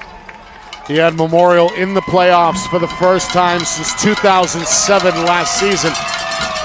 And now here they are at 7-1, following a 28-25 victory over the defending champion Pinkerton Astros. Coming up, full recap, stats, highlights, analysis, out-of-town scoreboard, as well as Memorial celebrates. They hang on to beat Pinkerton 28-25. That is our final score here in our Friday Night Lights New Hampshire Game of the Week, presented by Beals Insurance. Post-game next. You are watching our Friday Night Lights New Hampshire Game of the Week. And again, we're presented by Beals Insurance. Our broadcast today, as it always is brought to you by Beals Insurance Agency, with locations now in both Bedford and Londonderry. Whether you need home, auto, or business insurance, Beals Insurance will get you both the price and quality coverage that's right for you. Just call 603-471-9999 or visit BealsInsurance.com to request a free quote and start saving money today. Again, that's BealsInsurance.com. Maybe it's leaning too close to your home. Maybe it's not healthy. Or maybe you just don't like it there. No matter what the reason is, if you need tree work or pruning, call Accurate Tree Service. They have the right equipment and expertise to properly diagnose, treat, or remove trees, no matter how difficult the terrain. Perhaps simple, careful pruning by our certified arborist is all you need to manage your trees and shrubs. When it comes to your tree care, contact the full-service tree care experts today, Accurate Tree Service, because you only get one chance to take a tree down right. Are you a quarterback who is ready to take your game to the next level? Well, then it's time to join TKQB Academy. Founded by former UNH standout Trevor Knight, TKQB Academy has worked with student athletes from around New England, helping young quarterbacks to reach their full potential. TKQB Academy offers one-on-one and group sessions that will help you instantly improve your accuracy, timing, mechanics, and footwork. So be the best QB you can be at TKQB Academy. Call 603-732-7194 or reach out on Instagram at TKQBA.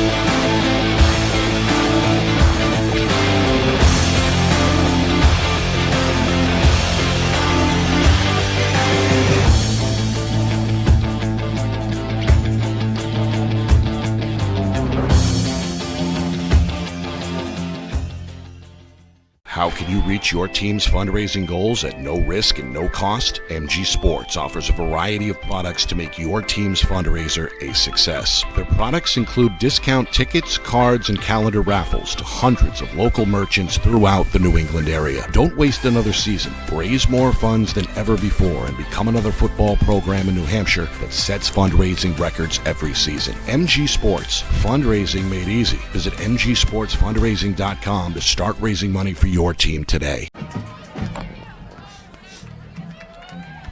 28-25 is the final. Memorial beats Pinkerton. Crusaders are now 7-1 on the season. The Astros slip to 6-2. Nick Anastas, Steve Beals with you. Big game in week number 8. A lot of Division I playoff implications. Oh, yeah. Heading into this one.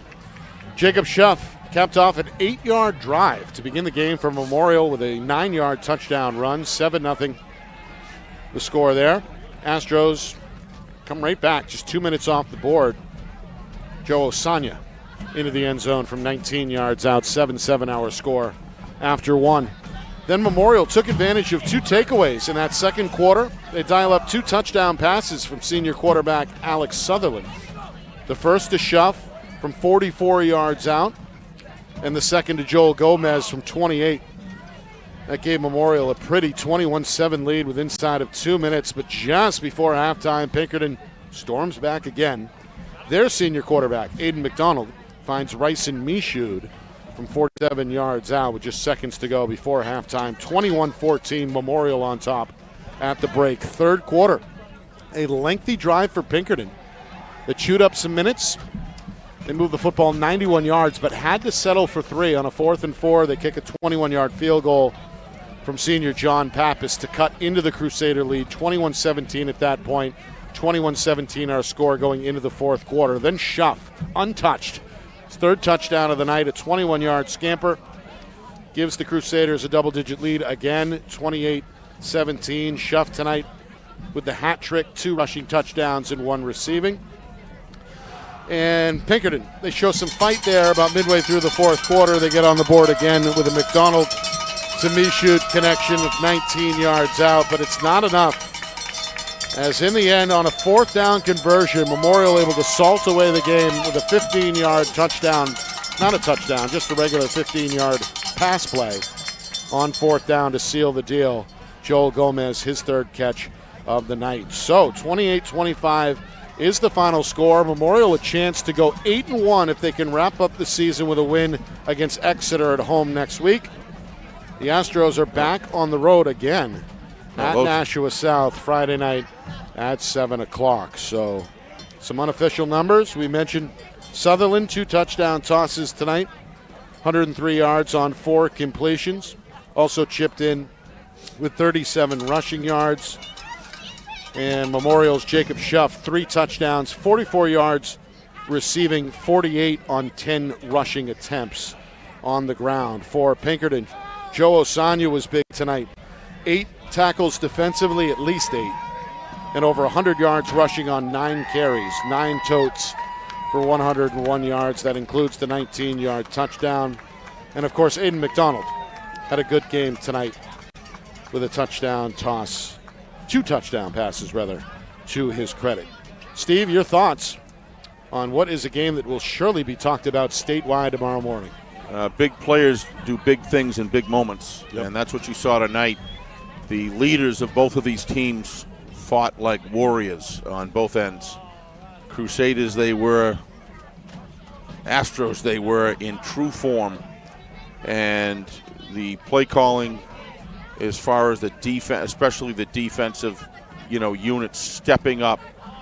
I thought the timeouts by Coach Sturgis and Coach O'Reilly. Coach O'Reilly going for the 3 instead of going for a touchdown. Got his group on a board, gave him an opportunity to come back with 11 points. They get the 8. Right. This game had everything. Special teams were sloppy in the beginning, but they kind of straightened out, and then the quarterback and receiving corps and these great offensive lines just did their job on offense.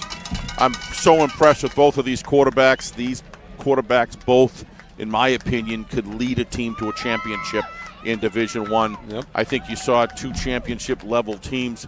It would not surprise me if they wound up, well, I don't know if they can play each other, but at some point this dance might happen again. Yeah. We don't know. What you are seeing right there is a coaching staff here at home. Look at him out there, Coach Rob Sturgis. What an incredible job this man has done.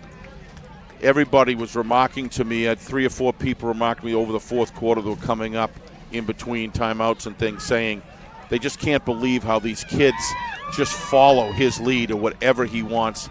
The preparation that both of these teams showed tonight coming in was just incredible. And lastly, like I said in the beginning of the game, Nick, both of these teams, win or lose, are going to wind up being better football teams because they played each other in Week 8. Right. And they are playoff ready to go in. So, I mean, their tools are sharpened. They know what they got, and they both have film on each other. So what an absolutely entertaining game this was tonight. Final scores from elsewhere, or other scores, I should say. Bedford kind of toiling with Londonderry in that first half, Steve. They break away in the second half, and with 2 minutes to go before the end of the game, they lead Londonderry 30-10. Of course, Bedford is the lone unbeaten team still remaining in Division I. Nashua South, they bounced back from a loss last week against Memorial to beat Merrimack 51-16. Yeah. That loss snaps the Tomahawks win streak at 4 straight. What was the final at? 51-16 South. Wow. Portsmouth shutting out Timberlane through 3 quarters. Clippers with a 14. That's my wild card team. A 14-0 lead heading into the 4th quarter. Big win for North tonight as they smash Keene out west. 41-7 is the final there. Winnicott, they're in that mix with just 1 loss. Right now, need a comeback. They trail Salem 38-28 with about 8 minutes to go in the 4th quarter. Is that in Salem or Winnicott? Winnicott. Wow. And a couple other D2 scores. Steve, Souhegan smashing Pelham right now, 33-6. Yeah. We thought that game was going to be competitive. It's not. Souhegan with a monster lead with just 7 minutes remaining. I thought that Pete Terrier last night, Nick, was kind of hinting around that a little bit, that Souhegan was looks good. And when Trinity beat them the week before, Pelham still good program, great program, good football team. But the Pythons staring at a rare second straight loss. Yeah. Souhegan, of course, is the only undefeated team left in Division II. And one final score from D2, just because I have to put this one out there. Manchester West with a 44-0 lead over John Stark midway through the 4th Well, quarter. Manchester West has struggled with their peers are above, but boy, when they are favored, they are winning big. Yep. And you can't say enough about Coach Provencher, what's going on at West High School. In line that football tonight program's ready. For their 6th win of the season. Yep. And all 6 wins, by the way. Congratulations. By double digits. Yep. All right.